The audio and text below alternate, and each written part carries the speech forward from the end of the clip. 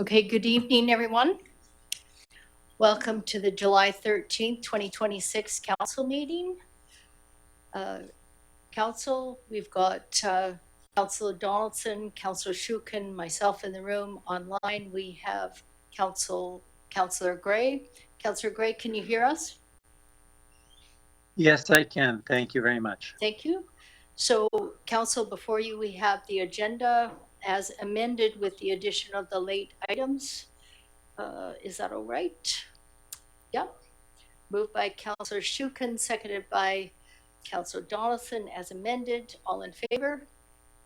Opposed? Seeing no one opposed, that is approved unanimously. Next, we have presentations. Thank you very much. Well, actually, I forgot to do the territorial. Thank you for reminding me. So I've got notes here somewhere, but I think I'll just say territorial acknowledgement like we've done for the last 4 years.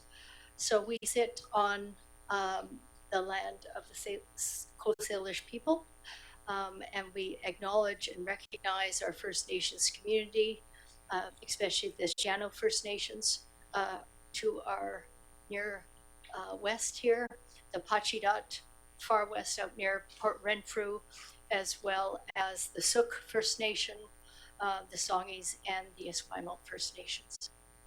And we acknowledge them, and we work towards good governance with them and good relationships. Okay, let's move along to the presentations. Tonight we have a presentation, a delegation from William Head Institution that has been planned for quite some time. The correspondence was on there, and I'd like to welcome Acting Warden Tony Blatto and Renee Perron, the Assistant Warden Management Services, to the podium. Welcome. Yeah, you'll have to, and turn the mic. That'd be great. All right, testing. Okay.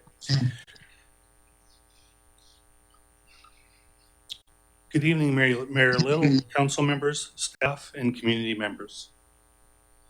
My name is Anthony Baldo, and I'm the acting warden of William Head Institution. Our substantive warden, Trent Mitchell, is on temporary special assignment now, and he has asked that I speak on his behalf. I have the pleasure of being joined by colleagues, acting deputy warden Renee Parent and assistant warden of operations Jeff Longhurst. Thank you for the opportunity to speak this evening about something that deserves our collective recognition and mutual deep appreciation: the strong and collegial relationship between William Head Institution, the District of Metchosin, and its surrounding communities. Please know that while I am speaking, the memory of Mr. Payne, who had his life taken away in 2019, stays with me and with all the staff at William Head Institution.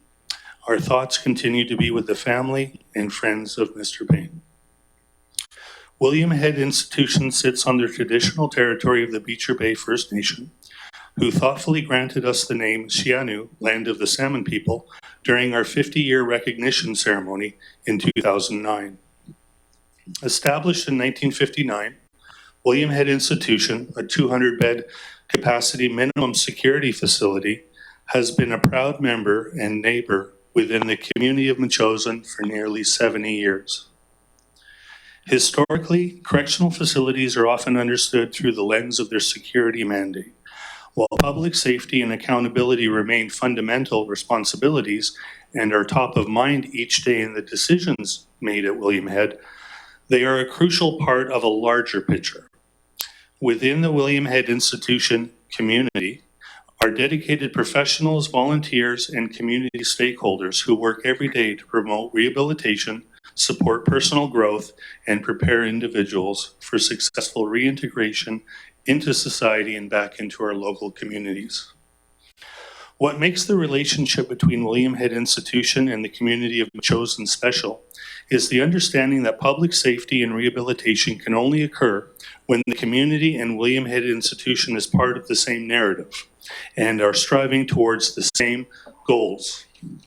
The relationship between William Head, the residents, organizations, businesses, and local government is built on mutual respect, open communication, and a common goal of creating a safer and stronger community for everyone. While recent events have certainly served to test the resolve of our collective relationships, they have also served to strengthen them and have shown us the importance of maintaining robust communication protocols and processes. I know that William Head Institution Management is looking forward to continuing this work with the district and with the RCMP Superintendent Gillespie. I know that this work is well underway and communications procedures have already strengthened between the key stakeholders of the offices mentioned.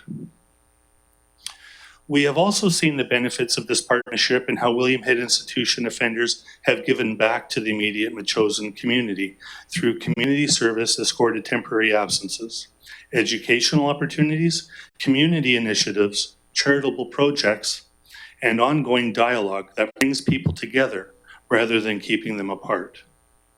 These connections help to educate, clear up misconceptions, build trust, and remind us that meaningful change happens when William Head Institution and the local communities work side by side.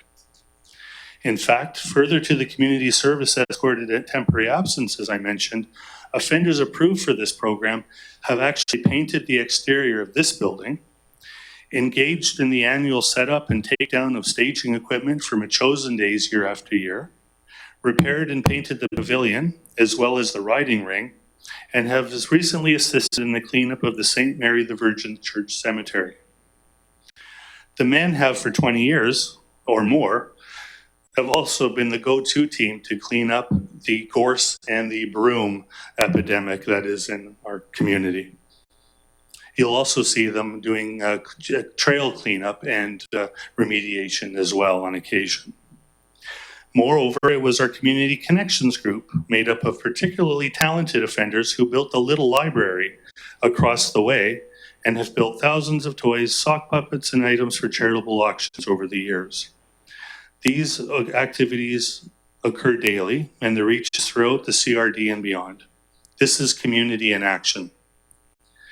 A further testament to community in action can be found through our wonderful Citizens Advisory Committee. The Citizen Advisory Committee, or CAC as it's referred to, plays a vital role at William Head Institution by fostering transparency, accountability, and meaningful engagement between the institution and the community it serves. Through its independent volunteer members, the CAC provides valuable oversight, offers constructive feedback, and helps ensure that the perspectives of the public are reflected in the correctional environment. Their commitment to observing operations, supporting rehabilitation efforts, and promoting open dialogue contributes to a culture of respect, fairness, and continuous improvement. The dedication and insight of the CAC are instrumental in strengthening public confidence while supporting William Head Institution's mission of safe, secure, and effective reintegration. William Head is extremely fortunate to have such a robust CAC consisting of members from all over the CRD, representing a wide range of ages, professions, and background experiences, including folks from right here in Metchosin. These volunteers have unfettered access to the institution and to its offender population, ensuring that the important dialogue between the citizenry, the offenders, and staff remain candid, relevant, and forward-focused. I would be remiss in not briefly articulating how William Head Institution supports some of our most vulnerable and racialized populations, an issue that affects communities at large, as well as the community within William Head Institution. Indigenous peoples remain significantly overrepresented in the federal correctional system, accounting for approximately 30% of individuals under CSC jurisdiction, the Correctional Service of Canada, despite representing only 5% of the Canadian population.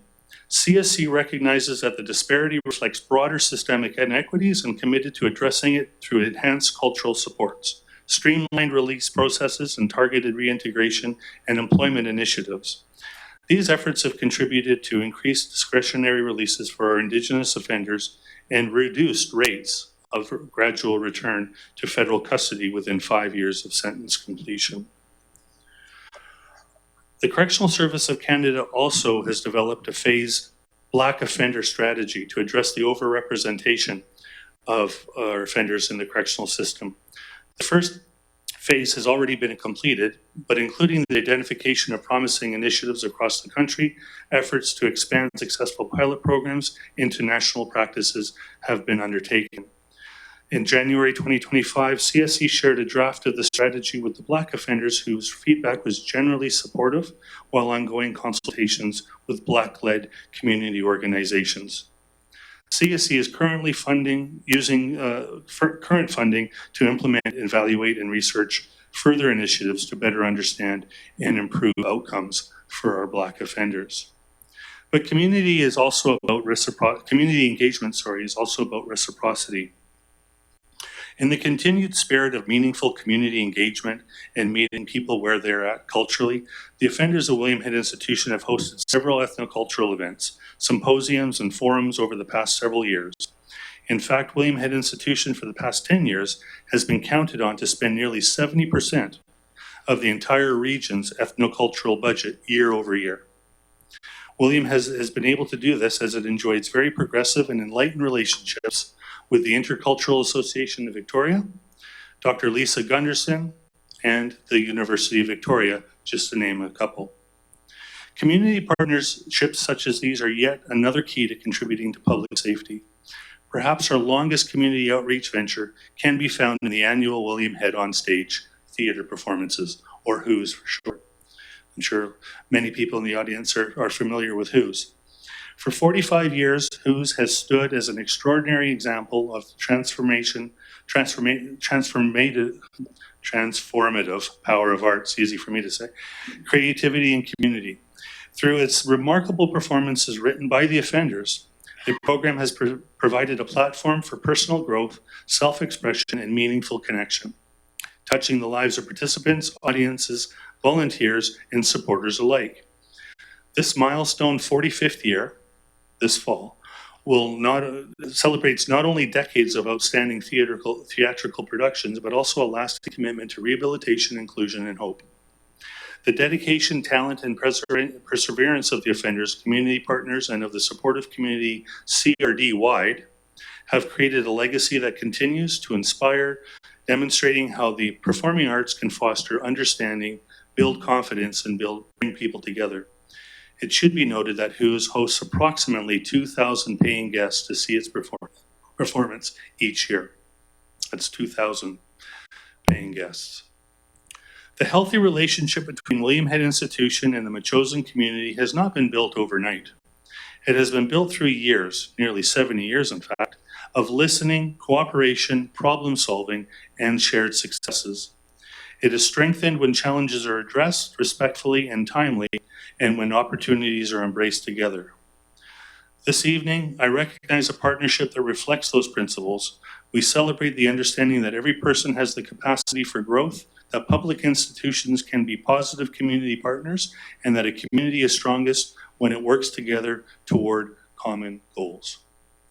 I'd like to thank you for your time, for your collegiality and commitment to our mission, and for allowing us to be part of your wonderful community of Metchosin. Thank you. Thank you very much. So, Council, did you have any comments or questions that you wanted to address to either parties, the three, Jeff, Renee, and Tony, the acting warden? We'll start with Council Shukin and then move throughout council table. Thank you. Great. Through you, Mayor Little, Mr. Blotto? Aldo, yes. Aldo, Yeah. sorry, Aldo. Mr. Baldo, Ms. Brown, and Mr. Longhurst, thanks very much for being here. Of course, top of mind is the whole situation with the escaped inmate. That situation, I think, revealed to us that there were some things that we needed to do and learn in terms of our emergency communication. You probably can't get into depth around the response that Corrections Canada made at your site, but I just wonder if you can maybe talk about what you are doing now to learn and to improve. And yeah. Well, I can tell you right now that, as I said in my short presentation, that Our staff is actively engaged with the staff here at Metchosin City Hall, and our emergency or first responders, Superintendent Gillespie as well, and RCMP. Local authorities are also engaged in sort of dotting I's and crossing T's and sort of seeing how the communication can be even more efficient and more effective. I think with any incident or event, we learn from that, and we'll continue to learn. Rehabilitation is not a straight line. It's a journey. It's a cross country run as opposed to a sprint, and it behooves us to ensure that we learn from past practices and make future practices stronger and more effective. And that's where we're at right now. So thank you for understanding that the current situation with Mr. Jensen and his passing is under current investigation, and I cannot comment further, but that's sort of the lay of the land right now. Thank you. Okay, thank you. Councillor Donaldson? Thank you. I had a similar concern about that. We've probably, each one of us, heard from our community and the alarming effects that go with that. I live near where Mr. Payne lives, so I appreciate the acknowledgement at the very beginning of your talk. I also want to express my gratitude for the amount of work that your staff have done over the years and have evolved, as well as the gentleman, the crew that comes out and works within the community. Having been a part of that with the riding ring, and seeing the recent work at the churchyard and the parks and trails they've helped out, as well as Camp Bernard and some other projects. And I think that that's a very good program in helping these individuals to gradually get back into our community. Having visited the institution as well on different events, the ethnic ones, was really interesting for me and also transformative. I'm always learning, and I appreciate that you're working, the institution, Corrections Canada, is working with our staff to assure our residents that we'll have an improved protocol as to alerting people. It was quite bumpy, and people were obviously alarmed. So I look forward to the new rollout of a better plan. Thank you. Thank you. Councillor Gray online, do you have any comments or concerns or questions? Yes, well, first, thanks, Mr. Baldo, for your presentation.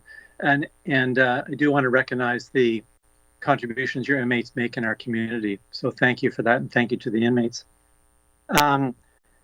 This was, I think, for many people, a frightening experience, given what had happened previously with the escaped inmate. And I wasn't sure, under previous council, I think there were some discussions and perhaps decisions, or at least I had the impression there were, about the nature of inmates that would be kept at William Head. And then I think it was yesterday I read an article in the Times Colonist which gave quite a description of Mr. Jensen and his time in Corrections Canada, and it made me feel less certain about what's going on. Will that be part of the discussion going forward then? Is the nature of people who are kept there, is that part of the issue for us to address?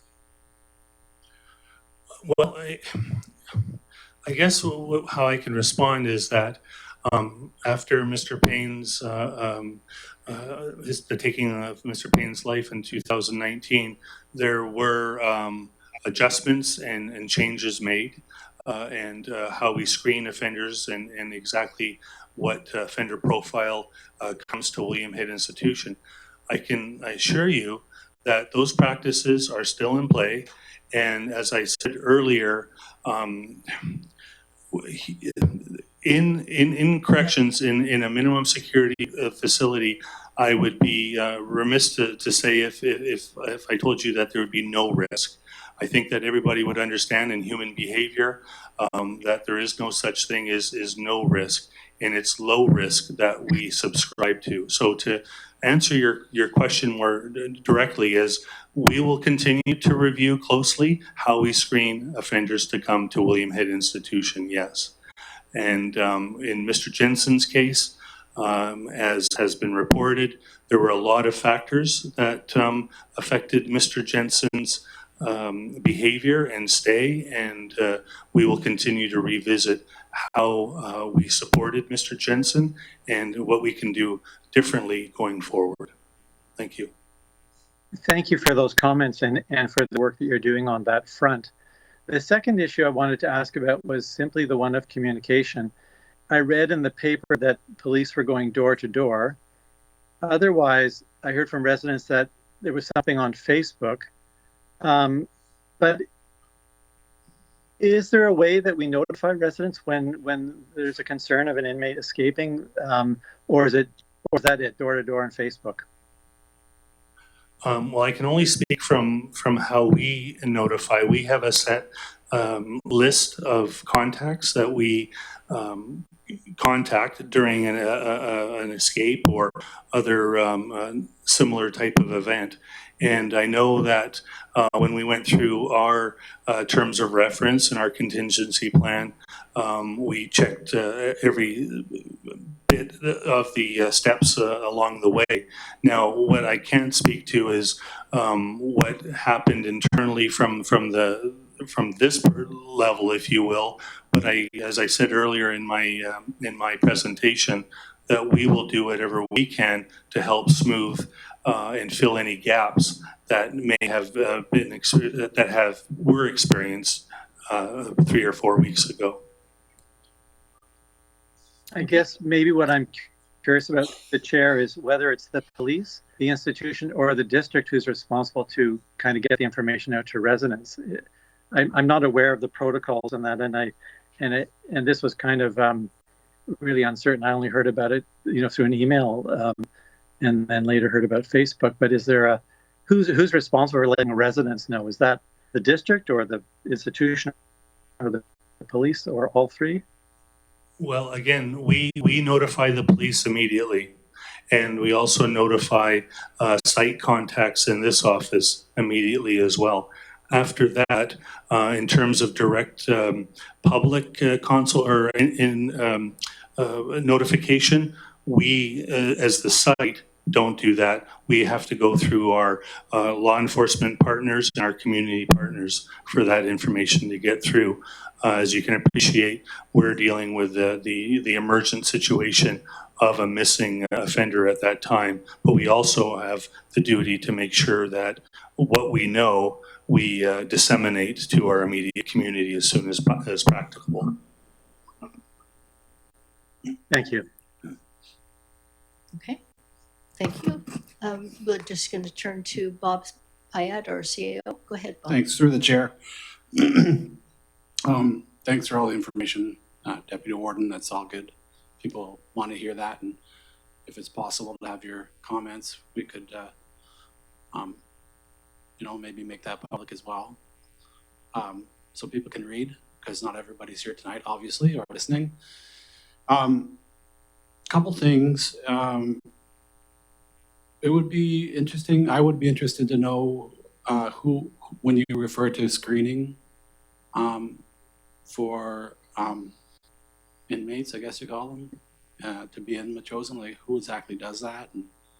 And I'm of the belief that somehow the local community should be involved in that process, or at least have some fidelity in that review process, if that's even possible. Second point is, today I noticed that there was a CSC van out front. Maybe there were some volunteers doing something in Metchosin. I'm not aware of it, and I find it interesting that, that there's inmates doing operational stuff in the community. I have no awareness of it. So I think we need to work on that relationship a little bit better. Thanks. Okay, thank you. Okay, anybody else there want to add anything towards the communication piece? Nope. Okay. Yeah, it's Steve here. I haven't I'd like to add spoken just yet. one- If you can wait until I speak, and then you can speak for the second time. I just want to acknowledge all three of you here. As is mentioned in the letter, I am a part of the CAC. I'm an official member of the Community Advisory Committee. And the reason why I did that, and I know that's not what has happened at the district before, but I thought it was really important that we have a good communication between the District of Metchosin and William Head Institution, because we do have work release throughout the CRD. I'm a member of the CRD board as vice chair. I thought it was just really important that we have that communication, and that you were in my mobile phone and recognized here at the district if there was something that was to go wrong. And I think the proof was in the pudding, to tell you the truth, in this incident. This incident was very sad and very, very frightening for my community. However, we followed the emergency protocol when, as I understood it, and what we've talked about is when an inmate is not accounted for, the CSC notifies the RCMP. Once that happens, it becomes, there's a second count, but there's also, that is now an RCMP investigation. And at the same time, I was at the farmer's market. I came over here to do some business in my office. Almost simultaneously, I received a text from the warden at the prison and a call from the RCMP superintendent. So that was within 30 minutes or so. And then it proceeded from there. I called our CAO. He came in from Souk within about 15 minutes and joined me here. And we were discussing what was the next steps. I knew that we were going to get authorization from the Correctional Services Canada on what could be said. I was waiting for the RCMP to give me some notification of what were the next steps. This was my responsibility here because I am the chief executive officer, the mayor. I'm responsible for the health and well-being of 5,067 citizens. And we had good communication. This continued on into the night. Prior to that, CEO Payette said, if you need me, I'll be here. CEO Payette left. I went into the community because I was worried that citizens that don't have access to Facebook, don't have access to their phone, were recreating in the district. In particularly, I knew that the art pod at our municipal owned school was there painting for their next exhibition, and they wouldn't be looking at their cell phone. So I went there to let them know what has happened, and I didn't have a lot of information at that time. I went door to door to all the businesses and everybody that I could, all the business owners to talk about that. I also went out to William Head to talk to the RCMP officers there. This continued into the night, and I was liaising back and forth with Trent Mitchell, our warden, Superintendent Terry Gillespie at the RCMP, as well as Shiano First Nations Chief Rush Chips, who is in Vancouver recovering from surgery there, as well as the counselor, the only counselor that was available, and in the band, or at the band, which was Tracy Ottman. So I was communicating back and forth between all of these 5 people. It was me that put it on Facebook because I was trying to figure out what is the best way to get this to the community. I know that many members of the community are on Facebook, not all. So that was, and I relayed official information, not circumspect, my opinion. It was official information on how it was unfolding, to reassure the public, but to give them as much information as possible that was actual information and factual. And during the night, I woke up every hour on the hour. I set my mobile calendar because Chief Chips wanted to know. And so that's what I did. The next morning, we had various inquiries from the press. I knew that the RCMP were having their own press release, press conference at the RCMP. I suspected that there was something going on at still at the prison because we could see the helicopters above, and I had had communications from Trent Mitchell. And at that point, I decided to call a press conference here so that the press could hear everything that had happened in the past, not quite 24 hours, but that they would all hear my statement simultaneously, and they would all hear the same message. That was typed out, my message, and it was given to all of the press that were here. Additional copies were given to their colleagues, for their colleagues that weren't there. And so that's sort of a that is exactly how it unfolded. There are gaps in the system that we've been able to identify. And there are things that we did right, and there are some gaps, and we will do better in the future.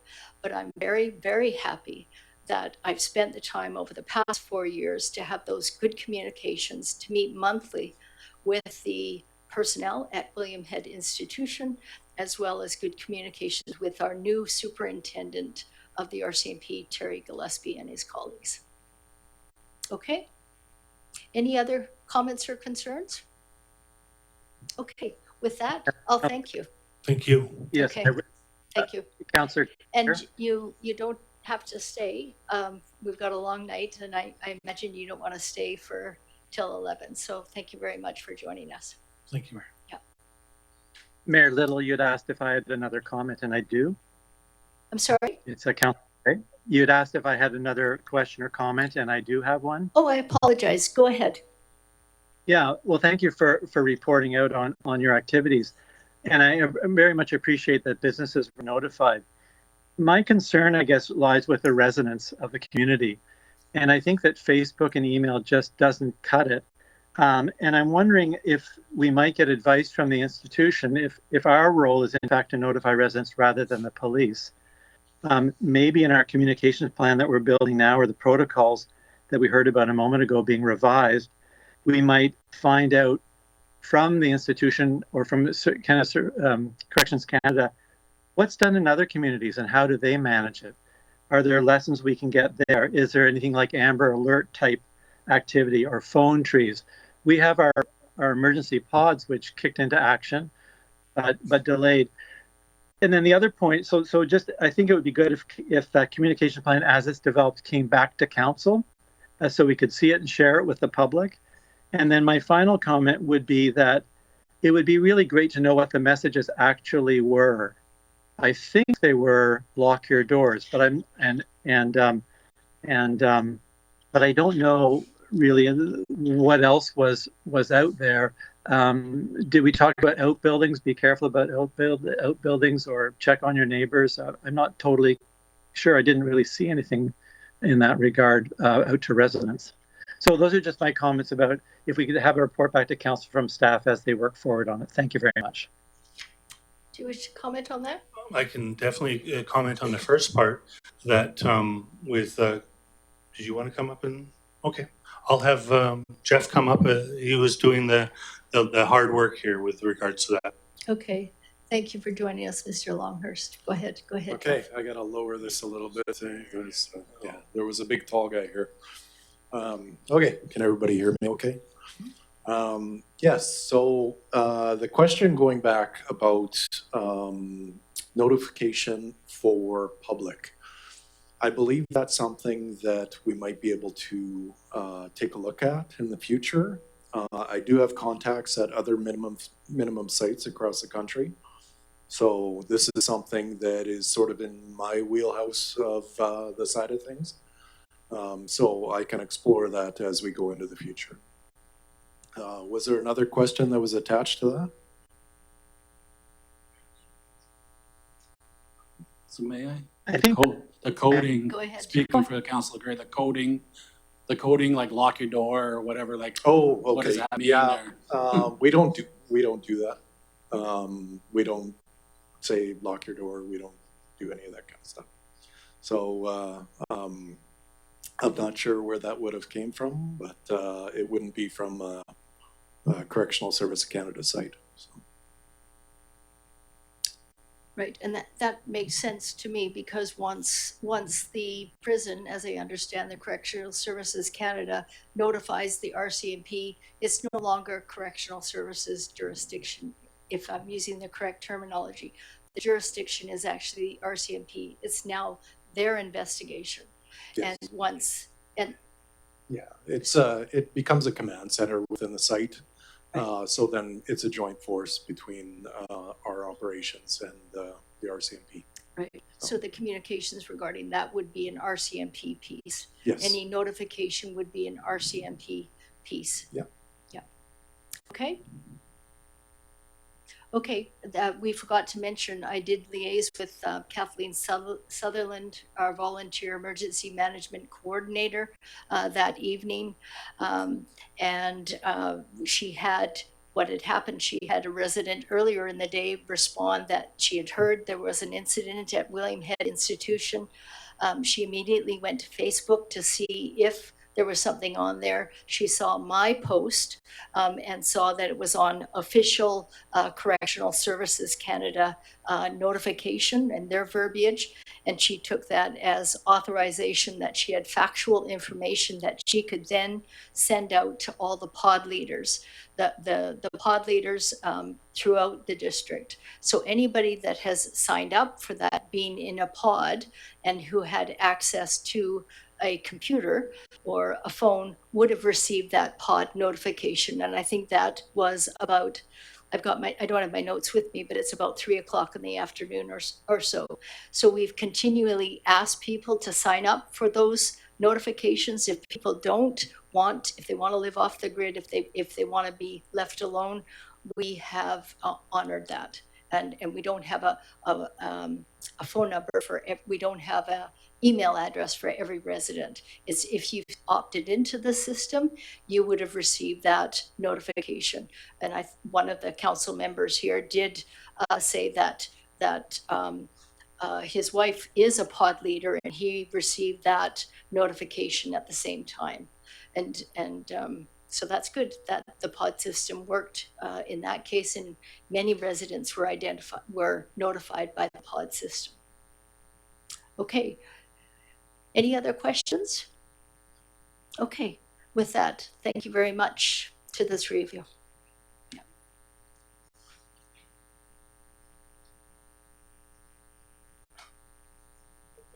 Thank you.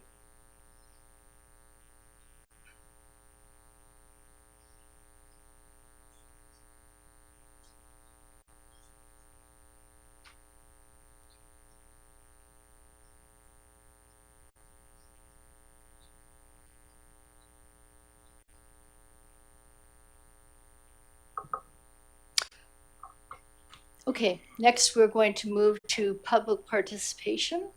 We have 4 minutes per person to a maximum of 45 minutes. So we'll conclude this session at 8:30. If you could state your name, your road, and we are accepting respectful conversation this evening. Thank you. Good evening. First of all, I'd like to thank members of council and the mayor for your service up to this point, and hope you have a good summer. You deserve a break for a bit. My name is Gary Smurfett. I'm a 40-year member of Metchosin. I live on Gilbert Drive. I'm also a member of the Fire Hall technical team. I'm here tonight with member Klaus Cray and our Sean Shen, who's our technical support here. Tonight on the agenda, you have our proposal for services was accepted by council on May the 25th, and we started work on June the 5th with our meet and greet with the mayor, with the CAO, I'm sorry. And tonight there's our progress report for the first month and an updated plan of action. And we're hoping to keep going forward on it. So I'd just like to say we're here if you have any questions. If afterwards the meeting, if members of the public want to grab us in the hallway, we'd be more than pleased to talk to them as well. Thank you very much. Thank you.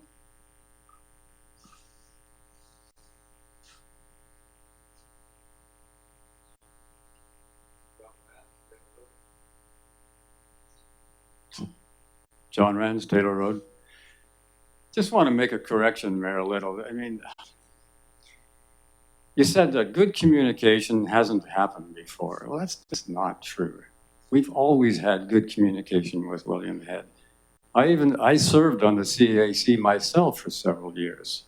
After that, we had council members that served on it, and more recently, in my time, Bob Mitchell was a CAC member for a long time and reported almost monthly to the council as to what was going on there.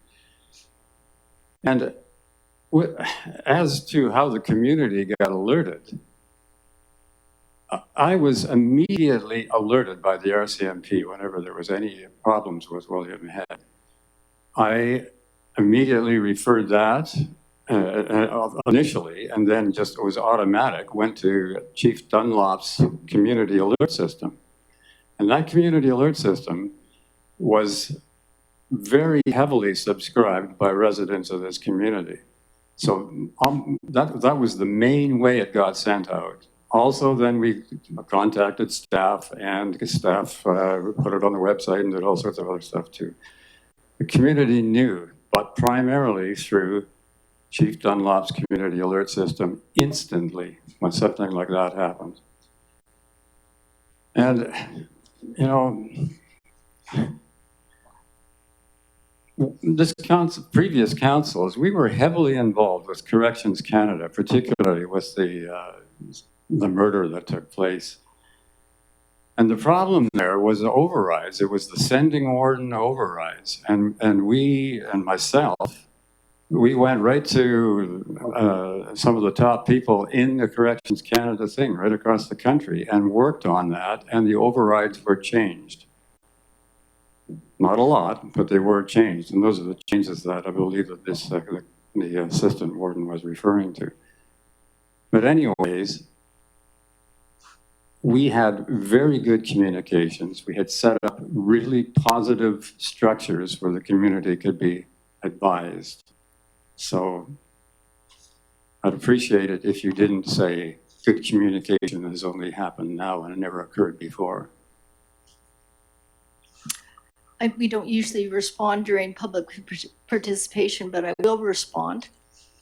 I thought that we could have better communication. That's why I put my name forward for the CAC. I wasn't aware that you were a member of the CIC. That has never been communicated to me. Certainly Bob Mitchell was a part of the CIC. And remember, I was on council last term, and so I was fully aware what the communications were regarding the last prison break and the murder of Mr. Payne. Regarding the overrides, anybody in the community can go to the Correctional Services Canada website and find out what was done at Correctional Services regarding that incident and how they've pivoted, including, I wouldn't say overrides, but giving more authority to the warden at William Head in terms of who is accepted at the prison and who is not accepted. No, I'm not accepting, this is not You're not debate. telling it the way it was. That's okay. Mayor Rance, Mayor Rance, you want to keep peddling wrong this is information, a council chamber. that's your business. Enough. Mr. Rance, enough. Enough, enough. I apologize to everybody. This is a very serious debate. It's not a debate. This is a very serious matter. We need to stick to the facts. Go to the Correctional Services Canada and see what they've done since the last prison break and the murder of Martin Payne, who was a beloved member of this community. Go there and find out, okay, please calm down in the back. If there are problems with this, we'll remove everybody from the chamber. Please keep your comments to yourself. Please go to the website for Correctional Services of Canada, what they've done since that murder of Mr. Payne. There's more authorization for the warden to accept or not accept inmates, as well as they've done a lot of safety guards regarding their counts. Go to the website, find out the facts rather than rely on innuendo and hearsay information. Okay, let's move to the next.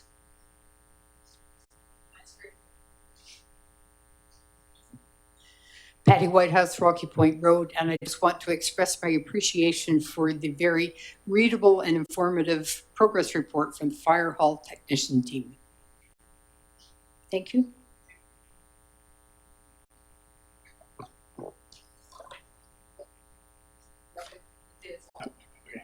For the record, we heard through our pod very quickly. I don't know the process it got there, but it got there quickly. I'm glad that you heard from the pod. If you could identify yourself. Madam Mayor, I'm Clayton Baker. I'm a resident of 5109 William Head Road. I also own, in partnership with my family, 3659 Soup Road. For clarity, I'm here today in respect to the Soup Road properties. We have put forward development proposals in the past on our property. Since we began this process, we have received a lot of public feedback. As a result of this feedback and other information we've gathered, we believe we have a better understanding of the concerns of this residents and the level of support for the project that exists for the project. To this end, we also want to keep the conversation going. This brings me to my next point. We are in the process of revising our development proposal to reflect what we've learned so far. We intend to bring the revised proposal to Metchosin in time for the August council meeting. We also believe that it would be a benefit to get better education of where Metchosin residents are on developing the Soup Road corridor for commercial and light industrial use for things like mini storage and others. We feel the residents are generally supportive to expanding the tax base in this manner. It is my belief that this would be a logical way to maintain the rural nature of Metchosin, while at the same time providing options for future councils to meet upcoming challenges without placing the burden of the cost of these challenges on the residents. As we believe this information will be beneficial to Metchosin as well as ourselves, we are prepared to fund the cost of adding a question to the election on October 17th that will provide clarity for residents and if they see this as a way forward. Specifically, we would like to ask residents, if they would support limited expansion of commercial light industrial zoning on Soup Road in accordance with the community plan. I want to emphasize this is not specific to our thing, just the general stretch, not to our development in particular. With the time of the proposal, it is our intent to make this not an election issue, but to make it more of an opportunity for the residents to be heard. I suspect, I don't know, that there would be a cost to adding a question like this to the election, and we'd be willing to bear that cost.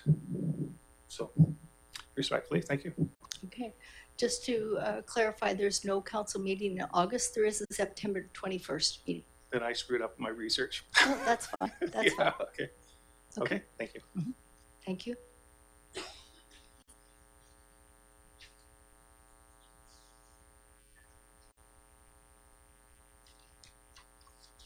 My name is Mark Gross and I live on Matheson Lake Park Road. I'd like to comment on a variance request for my street. I've only become aware of this variance request was being tabled today on your agenda in a letter from the district which arrived on Friday, and I haven't had a chance to see the complete variance request, but I would like to comment on it since they're considering it today.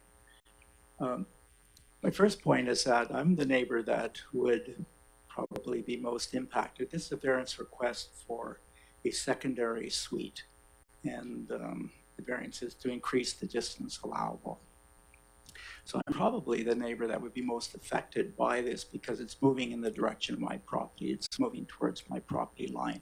I'm on the immediate west side of the property in question here.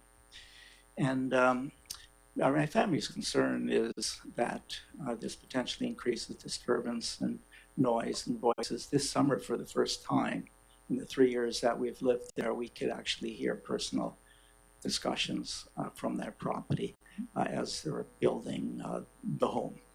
And so that, you know, they sit on your deck in your house and you hear personal conversation would not be enjoyed by anybody. So that's one concern by bringing it closer to us. The second concern is that we were approached by a representative for the property last fall. And at the time, we were asked to assign a supporting letter for a variance request to increase the distance between the secondary suite and the main house. And my wife and I believe it was for 8 feet or 2 meters. I might be wrong on that, but trying to remember back, that seemed to be what the request was going to be for. But what I see in the letter of Friday, that we received Friday, is that the request is for 30 feet. It's 9.1 meters. And so that's quite different from what we had signed to. Though I don't have a copy of the full application, so I could be wrong whether it was 8 feet, but that's what we think.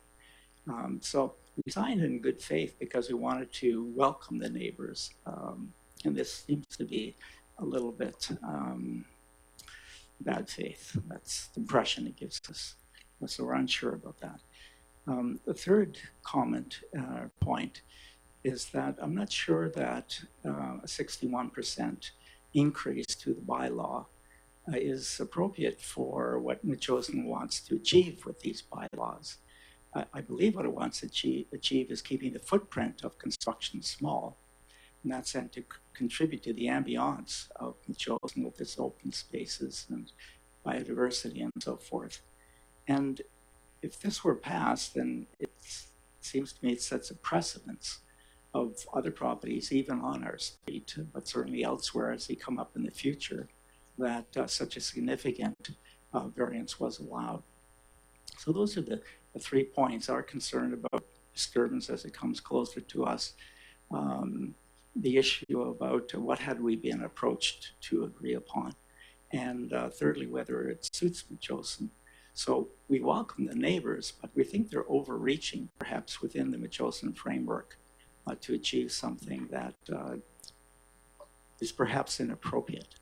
And that's all I wanted to have a chance to pass on, like our family's comments. Thank you. Thank you for your time. Thank you. So the complete package, the request and the planner's report was at the last council meeting. That was June 10th, I believe. I could be wrong on that date, but we can ask staff to send you all that correspondence and the link to the website. Okay. Next.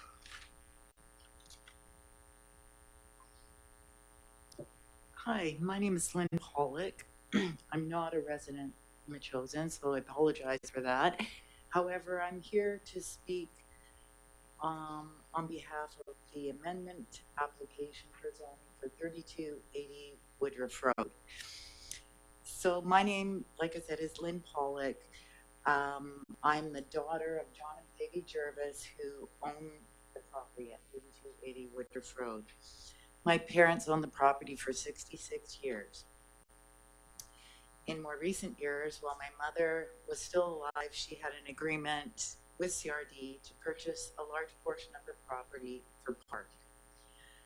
However, this was never approved.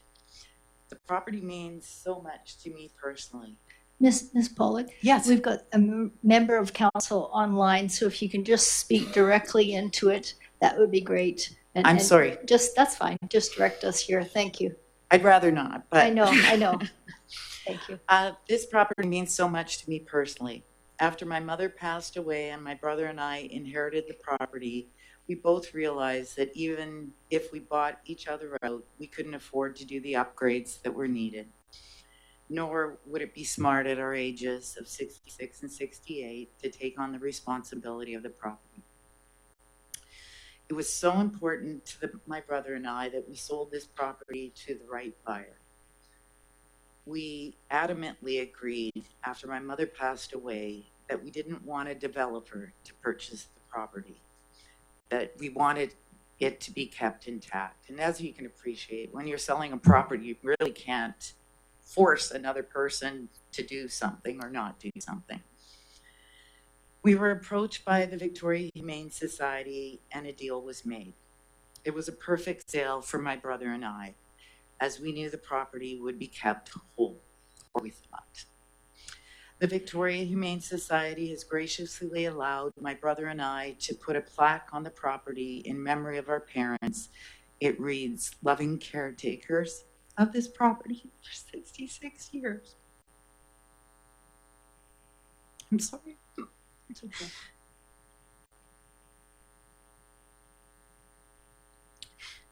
The Victoria Humane Society has also given me permission to come on the property whenever I want.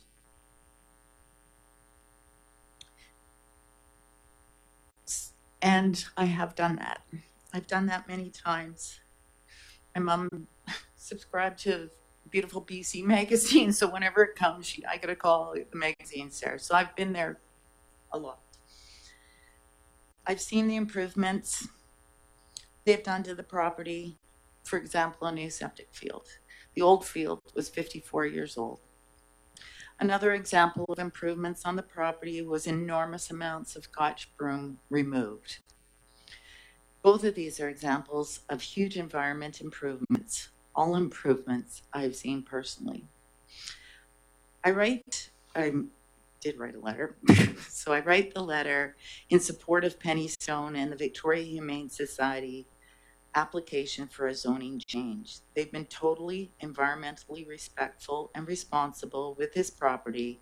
That means much more to me than it does to anyone here. Please note, if they were not being environmentally responsible or respectful of the property, I would be the first person here to speak up against it. And I'm just asking to support the Victoria Humane Society in their application for rezoning. Thank you. Thank you. And thank you, Ms. Pollock. And on behalf of council, please accept our condolences. Peggy was admired and a wonderful member of our community. I had tea with her at her house. She was generous and in spirit and with her resources. And yeah, she was a true gem of this community. So our condolences. Okay, next.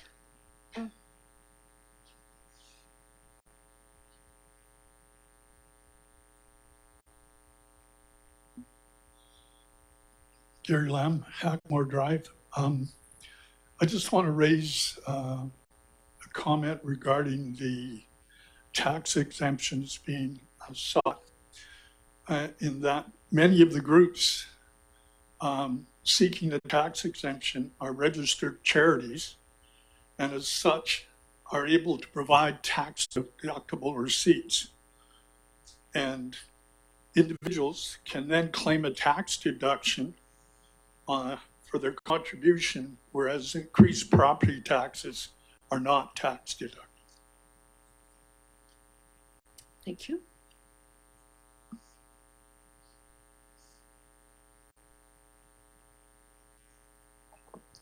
Good evening, Mayor and Council. My name is Yvonne Becker, and I live on Liberty Drive, and I'm the president of the Metchosin Hall Society.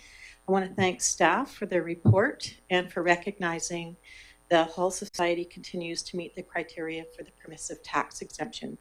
Metchosin Community Hall has served the community for generations. It provides a place for weddings, celebrations, community groups, emergency support, culture events, and local organizations.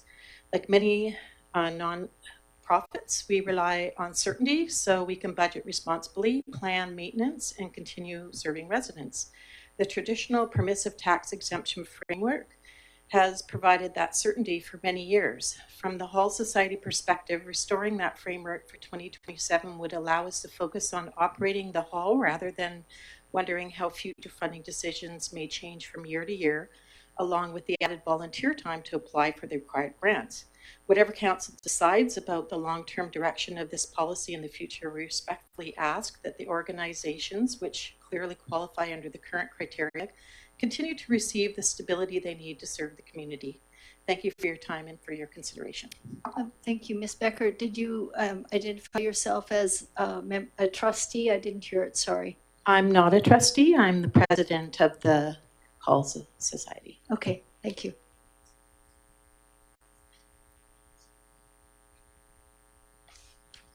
Judy Roper, Pears Road. Good evening, Mayor and Council. Thank you for the opportunity to speak tonight. I'm here to express my strong support for maintaining full permissive tax exemptions for all the organizations that have applied. While the report to Council frames the cost of these exemptions as an increase in property taxes, it unfortunately repeats a past mistake. It completely fails to calculate the immense value these organizations return to the Metchosin community. These groups provide vital services, programs, community spaces, and environmental stewardship. The value to the municipality far exceeds the estimated cost to taxpayers. A true cost-benefit analysis is simply not complete unless both sides of the equation are factored in. We all want to keep taxes as low as possible, but I strongly recommend that Council look to other areas to generate revenue. For instance, pursuing light industrial development opportunities along Sioux Road would bring in substantial funding without undermining the very organizations that serve as the cornerstones of our community. I was actually very interested in what Mr. Baker said about a referendum. I would be for that because I think this community does want to see some light industrial. Anyways, thank you for your time and consideration. Ms. Franz, what road do you live on? Sorry. I'm sorry, it's Miss Roper. Oh, sorry, Ms. Roper. Pears Road. Pears Road, thank you. Sorry, it's very hard to hear with hearing aids in this right where I am. Thank you.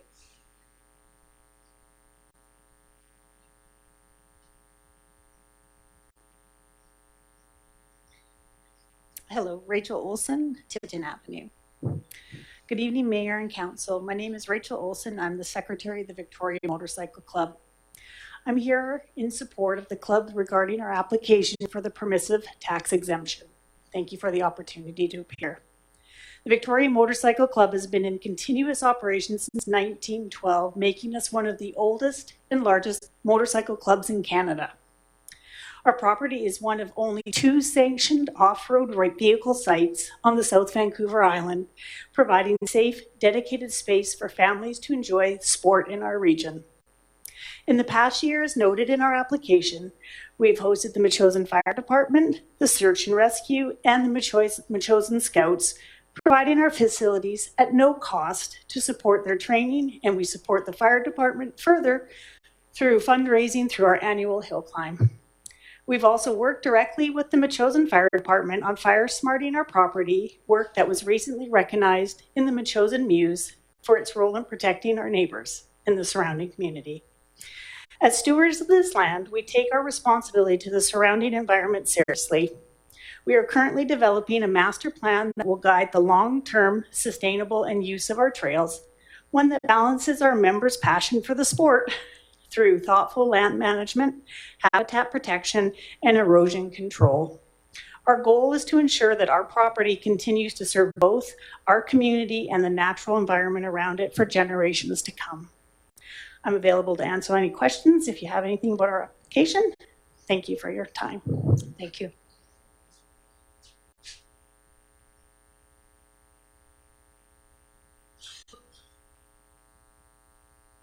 I guess it's me, Wendy Mitchell, Woody Beach Road. I want to commend this council for a change, that you are reconsidering the PTE. It really is important. It was just a crazy thing to try and change that. These organizations are so important to our community. So I'm really glad you're going to revisit that last decision you made. And I hope that you just revert to the original, which I think is option 1 there. It must be an election year because you've listened to us all. We've all come out many times and talked about this. So it's good. Thank you. I'm glad you're looking at it again. Hope you do the right thing this time. Thank you. Mr. Bennington, did you want to speak? There's a bit of time here. I don't know if you wanted to go to the microphone or not.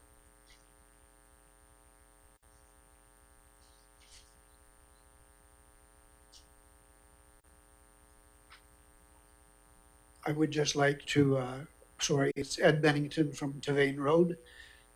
I would just like to point out that the uncertainty of going forward with annual sort of possibilities of changing stuff is make it very difficult for these organizations. I am associated with St. Mary's Church, which has for decades provided the funding to look after the Heritage Church as one of their benefits to the community, among the many other things which have been pointed out by previous speakers. So the uncertainty going forward is very troublesome, and our survival as a church within this community is at risk depending on the decisions that you make. Thank you.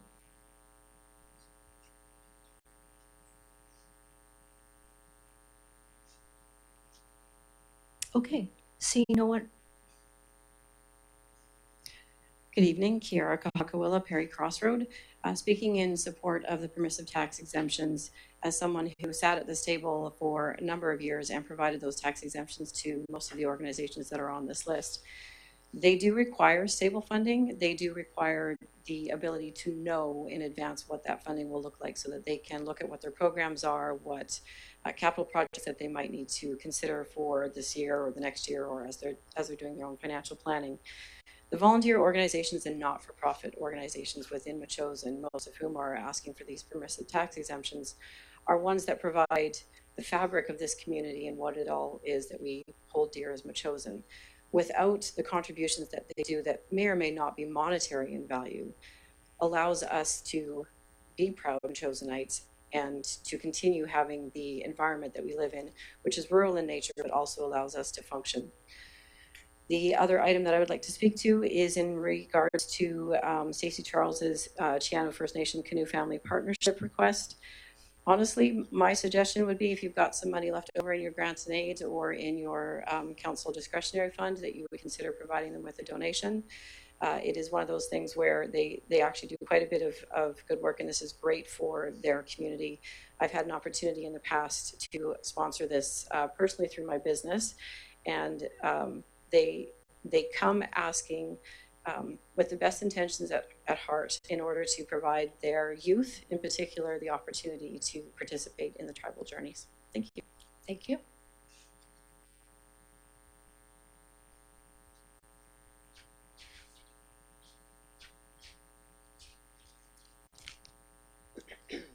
Good evening. It's Ellen Frisch, Perry Crossroad. Speak about three things this evening. First off, the permissive tax exemption bylaw. I think if we take a step back to the principle of what we're trying to do here, which is provide certainty all the way around, including to the district, we've got 4 examples of requests for money on this agenda in addition to the request for exemptions. And every meeting I've been at where we've talked about these things, it comes down to how much money is in our budget, or conversely not in our budget, and having to make decisions at every meeting as to who's going to get funded, whose proposal is worthy or not. And somewhere there needs to be a balance in there that provides certainty to the taxpayers of Metchosin about where that bucket of money is coming out of, which might be tapped from a combination of permissive tax exemption and then other opportunities for the grants that were just spoken about. So I advocate a principled approach on that. Number 3, wholeheartedly support the rezoning of the property for the SPCA. I have followed that one, and I just wanted to note on a technical matter on the recommendation in it. It refers to staff seeking information from the applicant's qualified environmental professional. The relationship there to request that information is it's not between municipal staff and the QEP, it rests with the applicant. So the applicant presumably is going to be responsible for the billable hours and time that QEP has to put in answering the questions that the district requests of them. So I'd look at how that request is structured. And then lastly, just in terms of the fire hall update, I just wanted to make those aware, because I wasn't aware until I was doing my own research that the Agricultural Land Commission approved the non-farm use application for the future fire hall site, presuming it would be here on the lands. Great letter, 10 pages long, released May 12th. Gives a great summary of all the past applications for removal of the ALR and then reversal, and then all the many non-farm use applications and the OCP amendments that were put in, and continuous reaffirmation that the property is meant to be used for public community development. So it's a good read, and it's a publicly available letter. And I've got a copy of it here that I'll be sharing if those of you who are interested. Thanks so much. Thank you.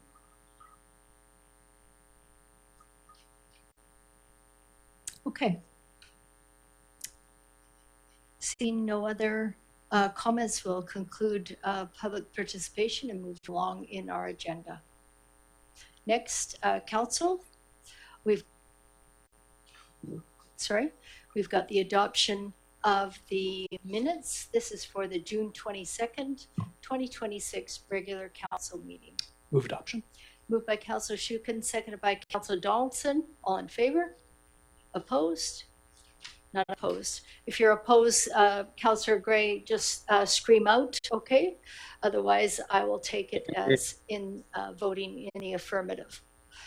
We've got the receipt of minutes. We'll take these individually. We've got the receipt of the June 16th draft Parks and Trails Advisory Select Committee meeting. Moved by Councillor Shukin, seconded by Councillor Donaldson. All in favor?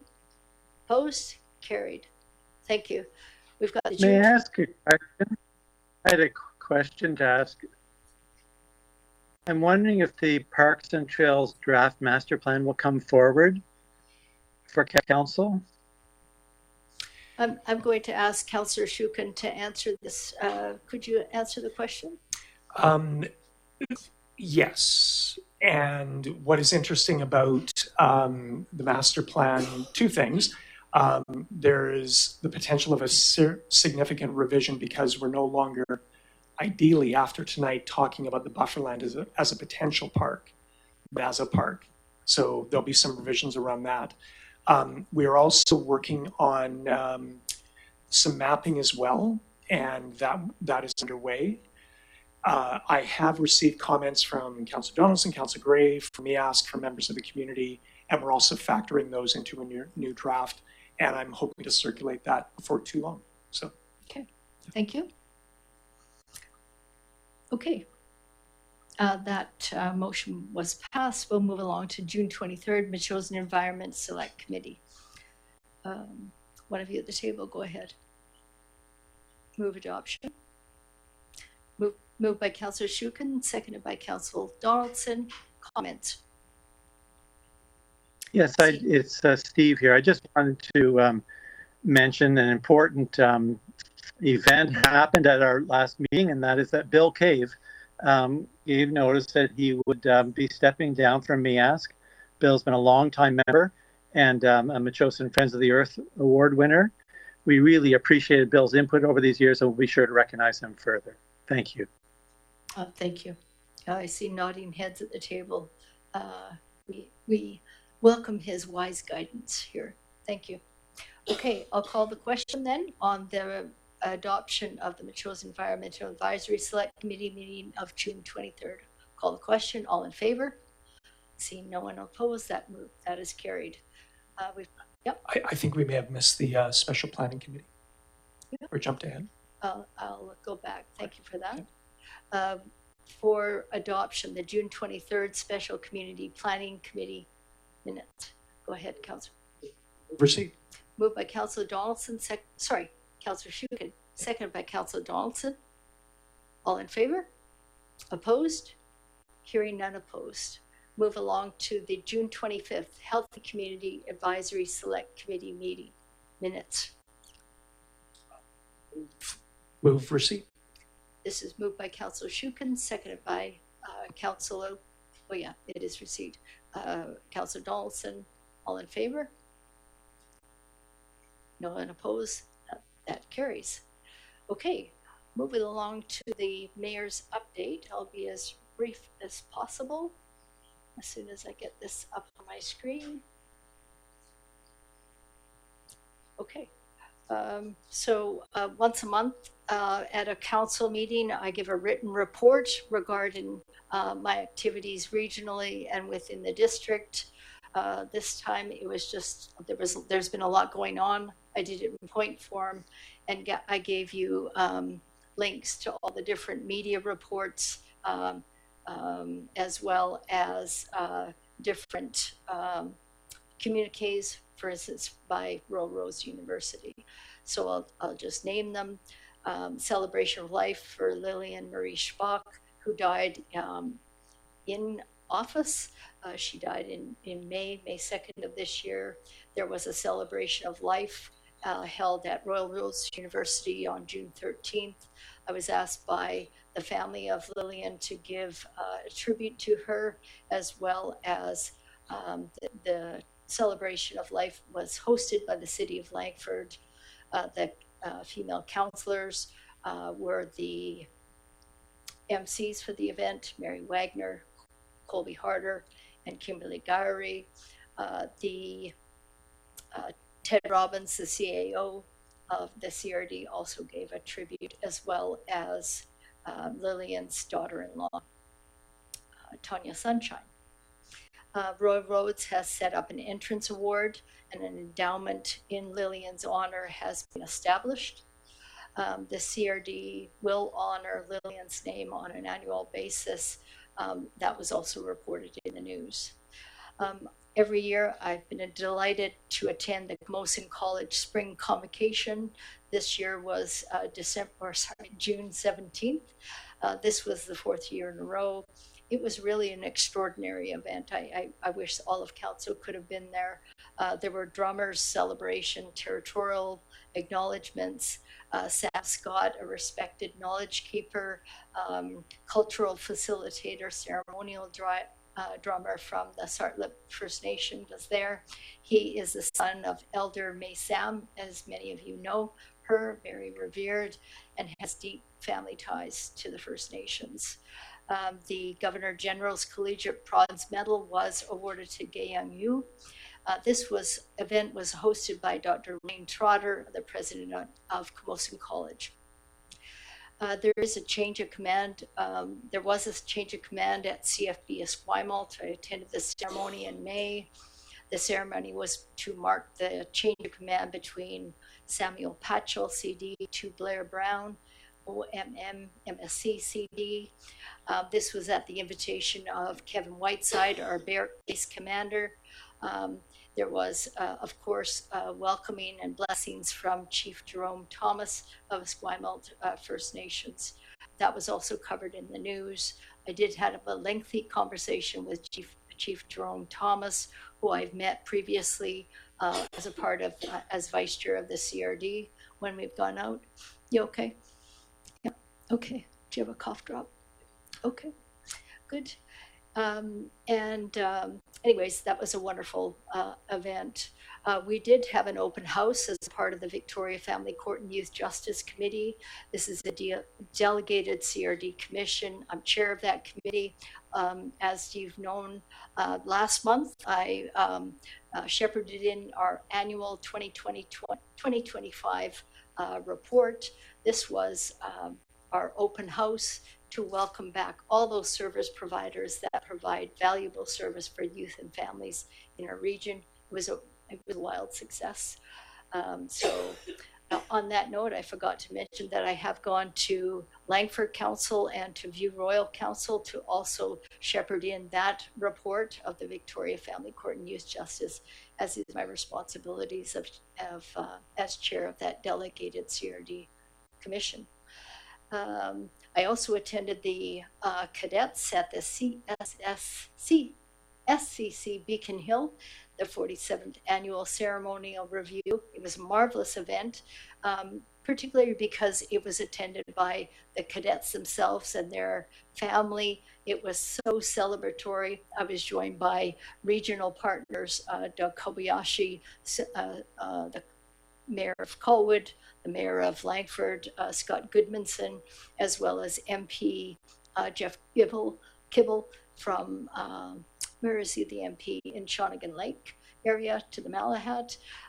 It was a wonderful event, seeing all of these young women and men graduating from the cadet program with valuable, tangible skills.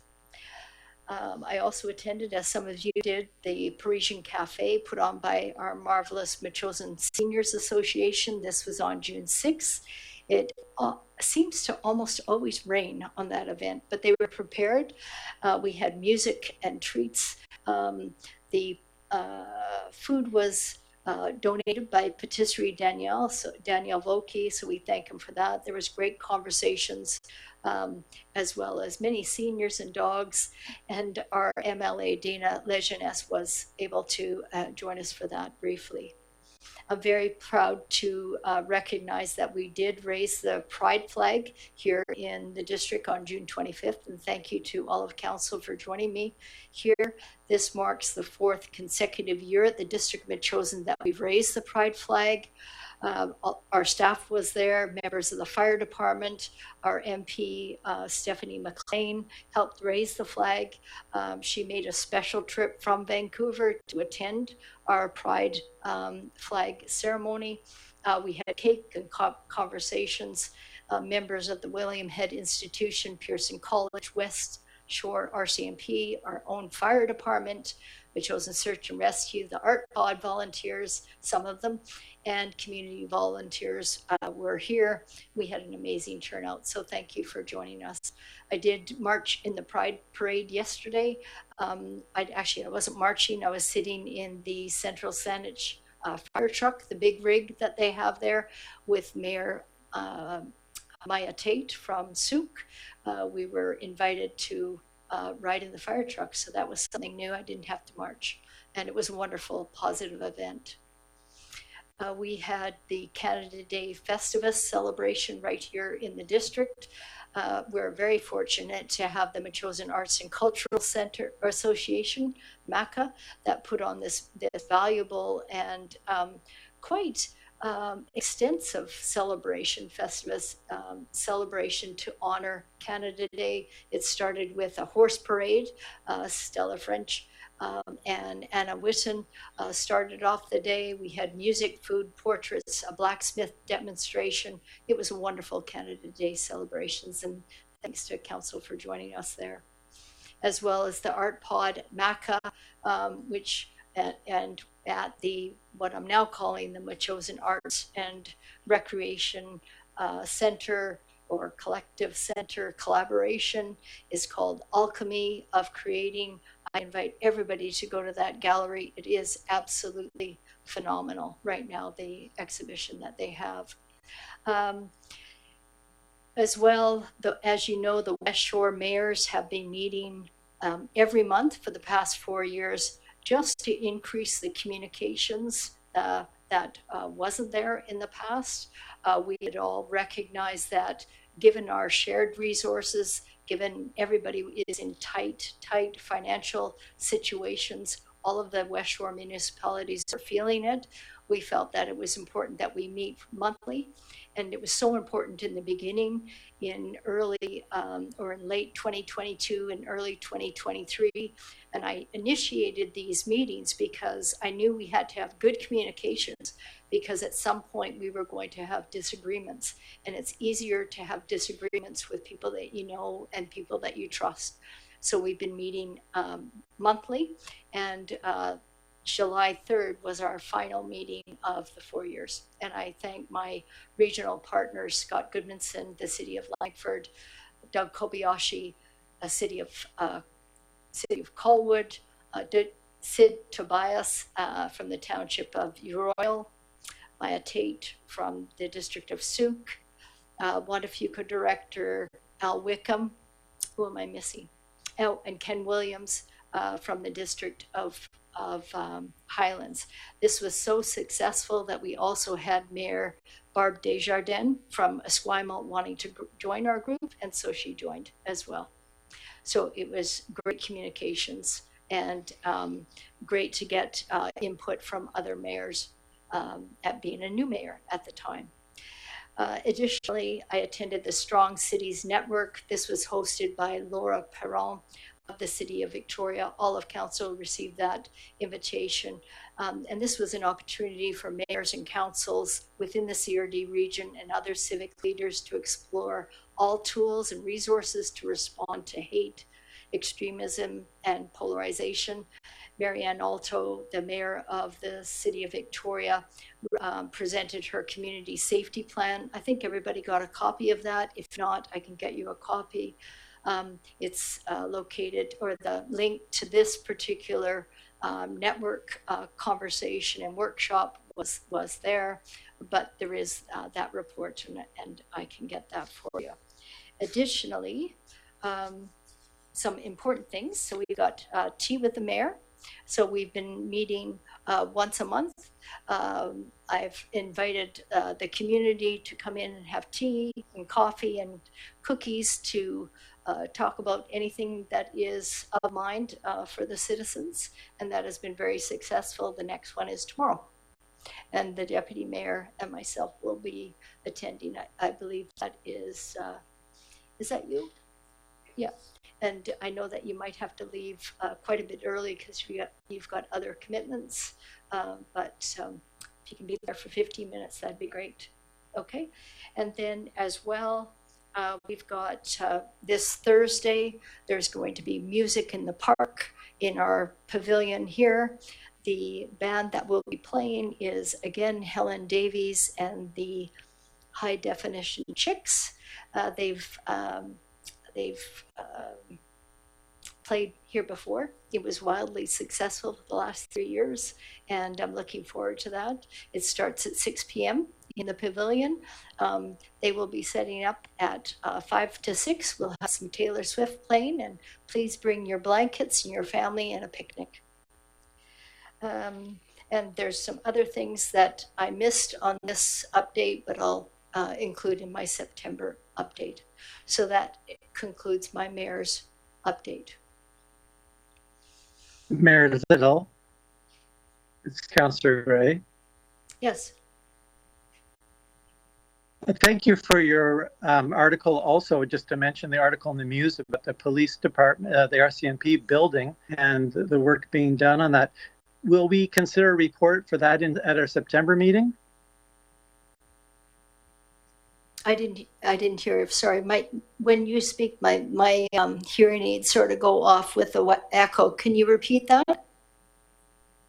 Yes, I said I wanted to add another item to thank you for the article you wrote in the Muse about the RCMP building and the concerns that we have. And I wondered, would we receive a report on that in September? You won't receive a report from me, but you might from staff. So that's the second letter that I've written, or article that I've written for Metchosin Muse regarding the RCMP, the West Shore RCMP rebuild. We are renters in that building, and I thought it was important for the community to hear the facts and get the links to the View Royal and the City of Langford websites where all of the information is there. Perhaps CAO Payette, would you like to comment on a report? Yeah, sure, through the chair. Thanks for that question.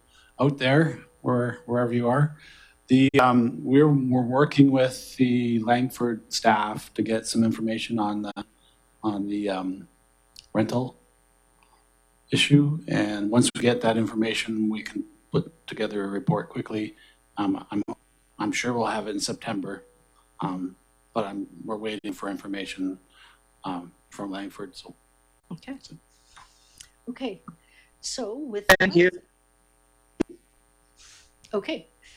With that, Thomasina, maybe you can turn down the volume a little bit. Thank you.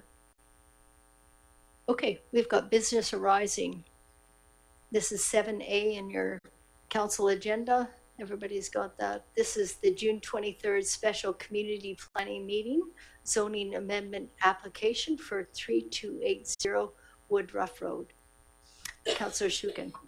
Thank you, Mayor Little. We had extensive discussion on June 23rd, and there was, significant public interest, I would say, in this application, and I recognize the people that wrote in at that time. I also want to recognize Ms. Pollock, who also has written in and spoken to us tonight. One thing we talked about this on the 23rd. We're at a preliminary stage with this zoning amendment application. And so what the motion that we passed at the committee level does is it gives clear direction to a planner in how to work with the Humane Society and the professionals, all directed toward what I believe is going to be a very strong conservation outcome.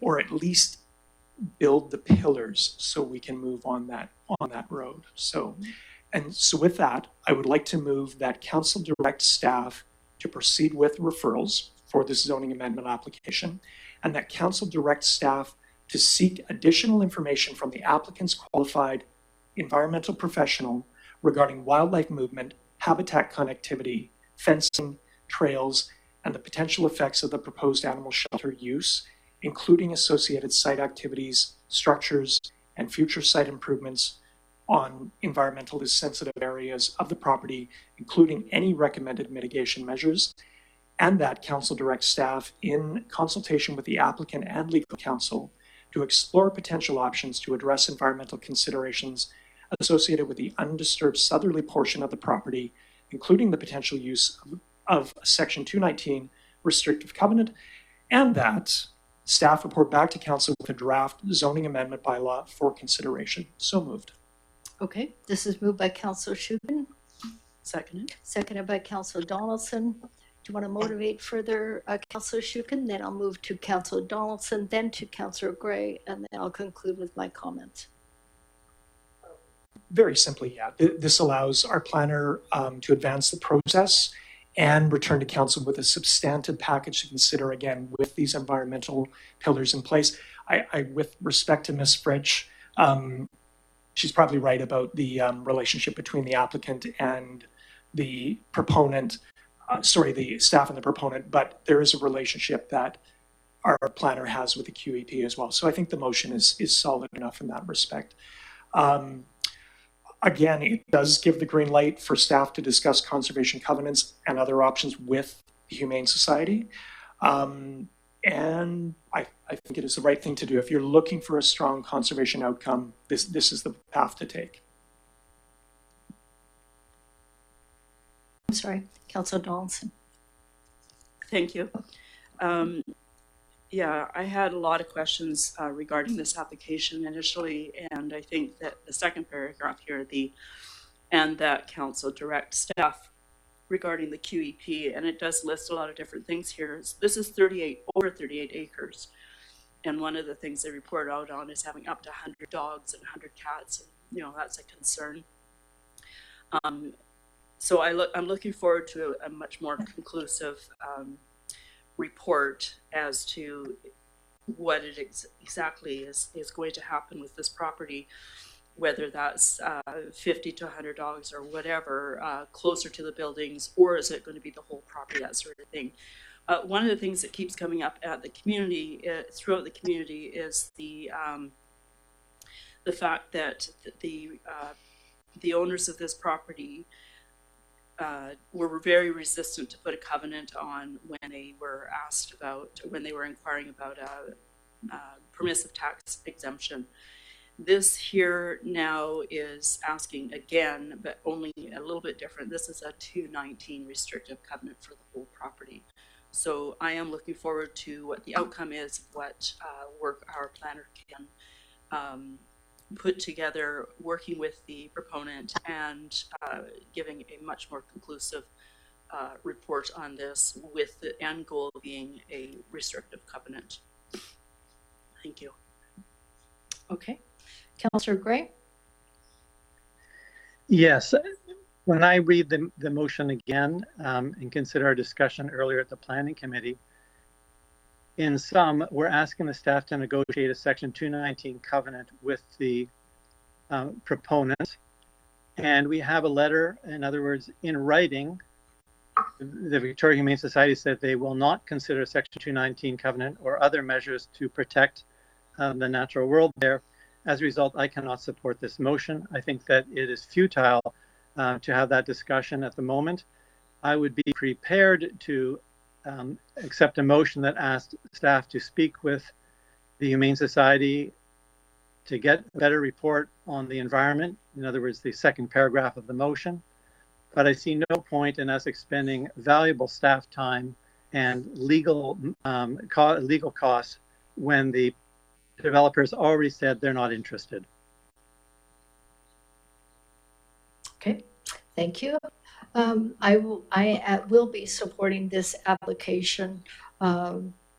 If you look to the video of what was said at that meeting, certainly the person in charge, Miss Penny Stone, was very open to not only having Bilston Creek Watershed Protection Society come on the land.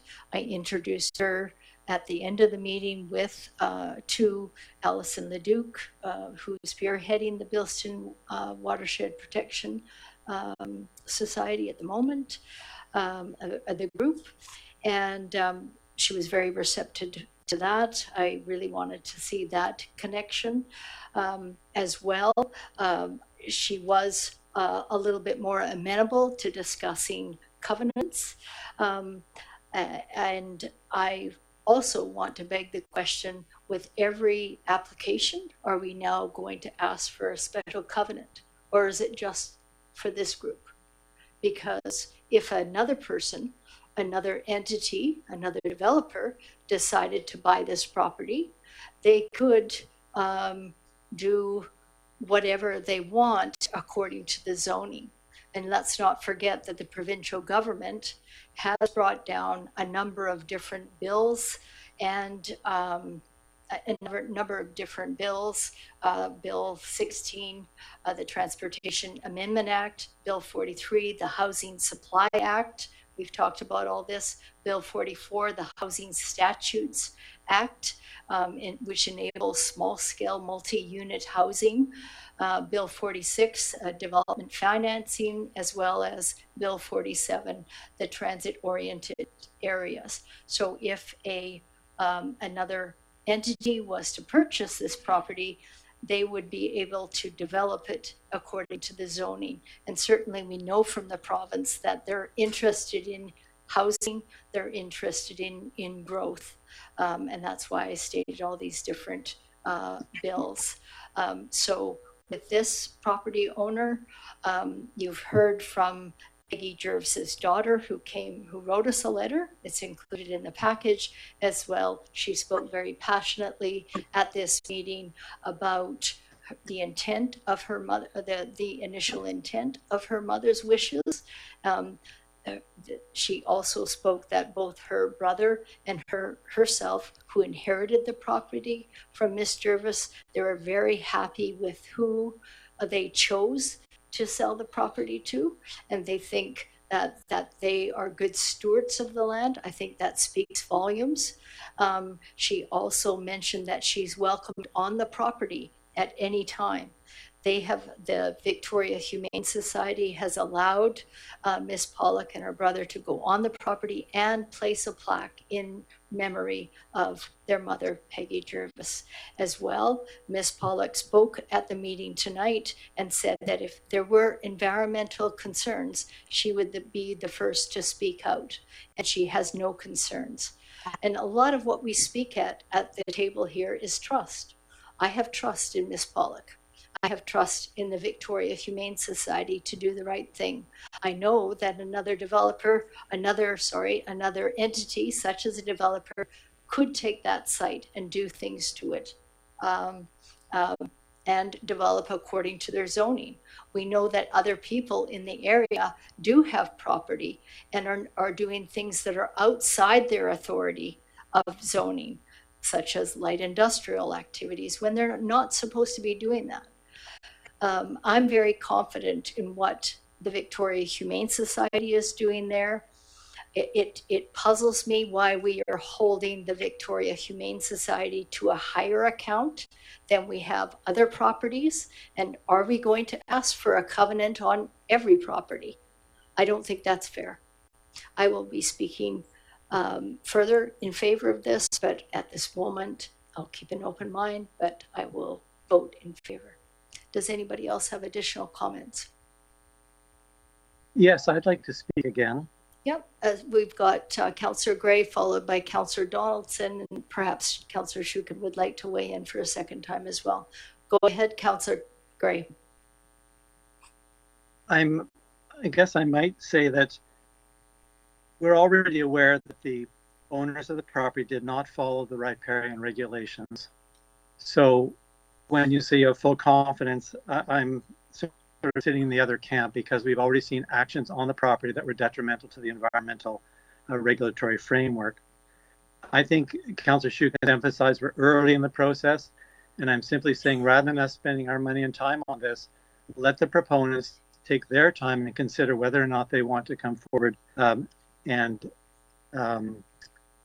protect some of the property.